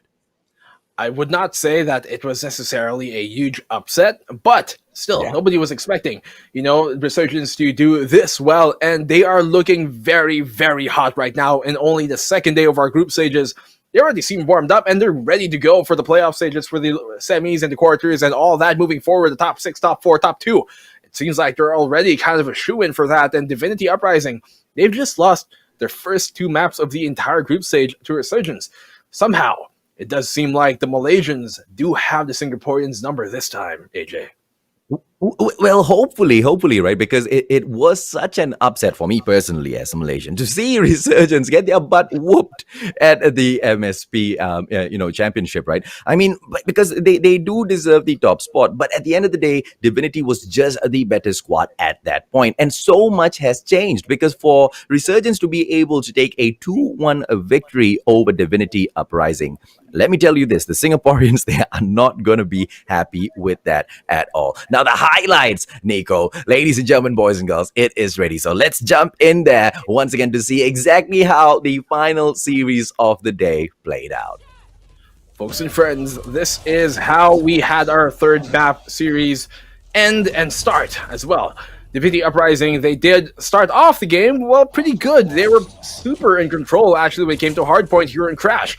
Even though the score was 150 to 100, in reality, it was kind of more like probably like a 150 to 70. I really do be a bit conservative with that.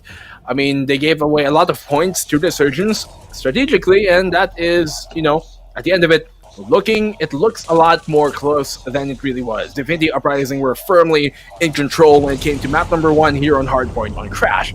Map number 2, though, an entirely different story. As we chime in, you can see, look at this. Great plays by Ranger for the side of Resurgence, and Resurgence just had strategically a better defensive hold and a better offense on both sides. They were the kings of search and destroy this time. On the third map, AJ, we just saw break it down. I mean, when we went into the third map, right, I expected Resurgence to do well at the start and to drop the ball towards the very end. I have to be honest, because it is the type of track record that they have set up for themselves. But this time, the boys from Malaysia, they did not disappoint. They did not disappoint the Malaysians. They did not disappoint their fans. They did make a promise, and their promise was, when we are back, we will be stronger than ever. And Resurgence has been grinding day in, day out for a long time now, preparing for the MSP major. And it looks like those preparations have paid off to take on the champions of MSP, the champions who have already beaten them as well as NRX to take the title, as well as the 10,000, the portion of their 10,000 USD grand prize, right? They will be, quite disappointed to lose to Resurgence. But as far as Resurgence is concerned, they will be absolutely proud of what they have achieved today. Yeah, this is exactly what we were talking about. While Divinity are the champions of MSP, they might be looking forward too much they might feel too at home right now because, well, there are very valiant challengers to that throne right now, and Resurgence are one of them, definitely. After winning 2-1 over them, that, I think, is such a great series to cap off the day. That was a final series of today, guys, ladies and gentlemen. Friends and folks, goblins and dragons, whatever you identify as. I think we had a lot of fun today and a lot of great games as well. Some upsets, some showings from teams that we were not expecting to some do surprises in there as well. Some surprises, yeah, like from PDR, from Resurgence, of course, those two teams, and others just really trying to cement themselves as, okay, we deserve to be here. Of course, every team does, but teams like Conquerors and all Impunity just trying to battle out and get the points that they need to further progress on has really been the story of some of the other teams that we also saw today. There were also offline broadcasted games, not non-broadcasted games, rather, to be specific, that did, net them some points, but really, I think we're about ready to show everybody what the final standings of today are. AJ, take it away. Yeah, exactly, man. Well, on the note of points, ladies and gentlemen, boys and girls, this is exactly where we stand. Resurgence still at the very top with the 9 wins thus far, 9 points in total. Well, when we talk about wins, that automatically equals points, all right? Because each win equals 1 point. Divinity Uprising right there behind them with the 9 point as well. Leading the board in the second place. Triple V ESPORTS will try to catch up to Resurgence and Divinity Uprising in the third position, 7 points. And NRX Jeremiah, 29-11, surprisingly at the fourth placement. Nico, the bottom 4 on the other hand, buddy, who do we have? Well, to start things off, we have PDR Reborn, who are a single point away from actually tying themselves all up with the number 3 and number 4 team. So they definitely do have a chance to get into the top 4 if they can knock down either NRX or VVV.